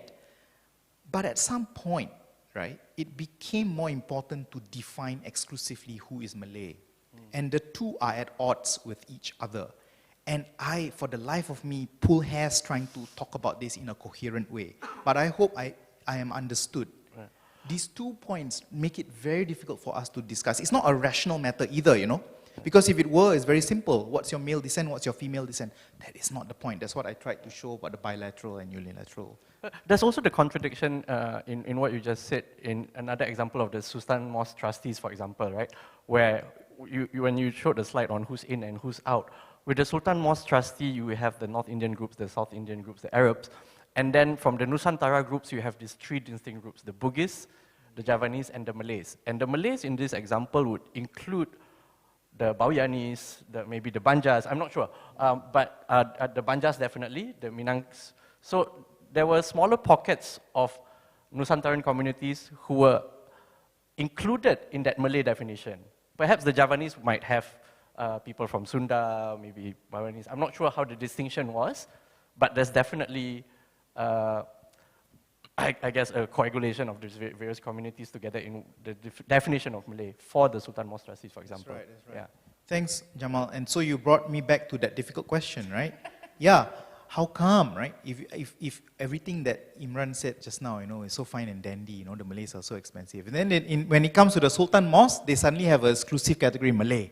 And then the Javanese and Bugis are out, so he's talking nonsense. So is it the distinction? Yeah, no, that's why I put it there on purpose to remind us and myself that there is such a thing as a particular notion of the Malay, which I hope to come back to, and now I have the chance to. So if you talk about it linguistically, yes, there is such a thing as, remember this, what do you speak at home? Bugis and Javanese are not the Malay language by any measure, and so they are not part of the Malay group. But they can become acculturized, and therefore you have Java Peranakan and Bugis Peranakan. There was this person on Facebook who argued with me, very angry, because he thought I violated the Malaysian holy grail definition of who were the Malays when I included Javanese and Bugis. It's like, why do you want to do this? Both sides of the causeway have already decided. I was like, really? Oh my God. Then you tell that to the Java Peranakan and Bugis Peranakan club. You know, you scold them, go back to 1920s. But anyway, my point here is that the Banjaris speak a version of the Malay language, but some people have argued the Banja language is different. However, the Banjarmasin themselves feel that they are part of the Malay fold, so it depends, right? Brunei, of course, is also a different form of Malay, but it's part of the Malay fold, right? They speak a different form of Malay. Sometimes you don't understand the words, but it's a part of Malay. And then you have Minangkabau. Minangkabau is interesting. Yes and no, right? Yes and no. And then you have Yunus Abdullah telling us, of course it is, what do you mean? Because Yunus Abdullah is Minangkabau descent, Yusof Isa is Minangkabau descent, Zubir Said is Minangkabau descent. And they saw themselves as Malay. And then you have Raffles, you know, in his usual grandiloquent way, saying that Minangkabau is the true heart of Malay culture, that kind of thing. So, I mean, okay, that joke aside, I hope you know the joke. Like, you have to go back to his work, right? But anyway, so, yeah, there is that interesting. Now, when you talk about the Baweanis, they were excluded, unfortunately, but there is, and this we can fall back on Hadi Usni, one of the collaborators, yeah, so he has looked at the particular Syair, was this Syair, there are two Syairs, I think this is Syair Saudara Boyan, yes, the 1930s one, which says that, yes, this is correct, so I was careful not to be mistaken, there's an earlier one, but this is the later 1930s one, Syair Saudara Boyan, which Madam Sundusia has already written about as well. But there is a particular section that says that the Baweanis are a belahan of the Javanese. That means a part of the Javanese. So they consider themselves part of Javanese rather than part of the Malays. So it's quite interesting. So if maybe they were asked to send a representative to Sultan Mosque, theoretically, then they will probably want to slot themselves into one of the two positions for Javanese. I'm just saying, in theory, that's where. Yeah. Okay. I'll extend a bit of time because the questions are coming in, they're quite interesting. So bear with us. First, are you aware if Arab Singaporeans also use the Peranakan term today? Did Arab Jews of the past in Singapore also use this term? This one. The next question is, was this phenomenon of Nusantara Peranakization exclusively limited to towns? Was there no similar situation happening amongst non-urban Malays? Yeah. Thank you. Yeah. Again, the questions are all very good. So this whole question about whether it's got to do with the town, right? That's why I started by saying that is the pre-colonial negeri. So yes, very much so. The notion of anak dagang and anak negeri underpins the notion of the Peranakan as well. So this notion that, you know, dagang has a dual meaning. Dagang today is only understood as trade, right?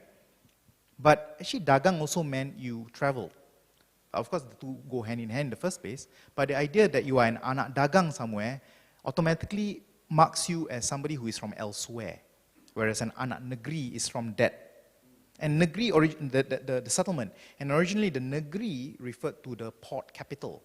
The capital of the ruler, which was automatically also the main port of the entire territory from which the name is derived, that sort of thing. So, I think, yes, a lot of it has to do with the trade that is centered upon urban settlements. But no, it is not exclusive to the towns. So it can happen in the suburbs or the dusuns. So Malacca is well known for having, whenever I invoke Malacca, it is pre-Portuguese Malacca. So pre-Portuguese Malacca had extensive orchards, dusun, and the Portuguese adopted that term and called it dusun.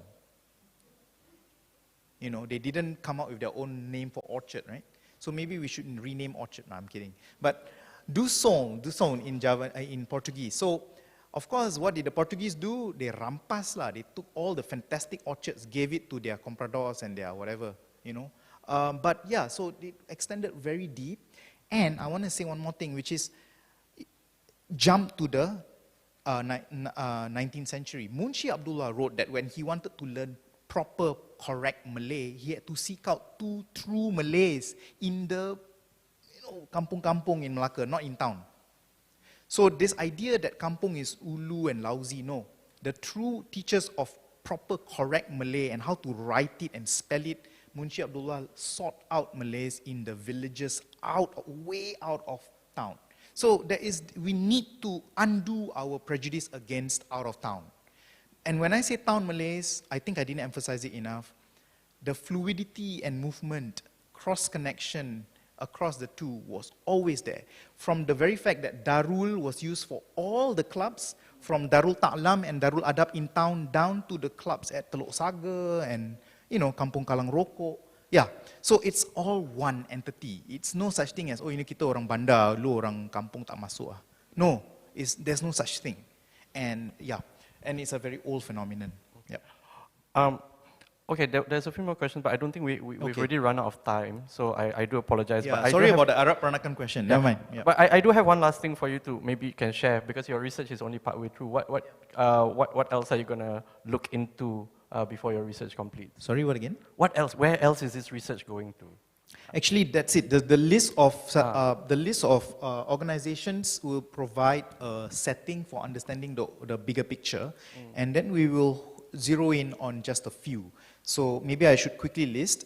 I will start with, because Ahmad is here, Ahmad as one of the collaborators will focus on property, the urban properties and mapping it out. There's a lot, so I think he has a big task. And then Syed Hafiz, he will be looking at the earliest known Malay artists, organizations and groups, very interesting. It's part of his PhD research also. Hadi also is part of his PhD research, but an extension of it is he's going to look at, it's not just Persatuan Bahagian Singapura, there were two others. And then, the kinds of debates and contestations, who was included, who was excluded, and how they saw themselves in relation to the larger Malay fold. Yeah. And then myself, I'm looking at the cluster of organizations that use the term Peranakan and their cross connections, and then the Kesatuan Melayu Singapura and groups that are surrounding it that are slightly different. And then, what is this? Sorry, my mind went elsewhere, so I have to look at the paper. The Kesatuan Guru Melayu Singapura's predecessors and affiliates, including those who taught English rather than Malay. So that's so far the cluster. And the bigger question, of course, has to do with the kinds of discourses and the kinds of, how would you put this?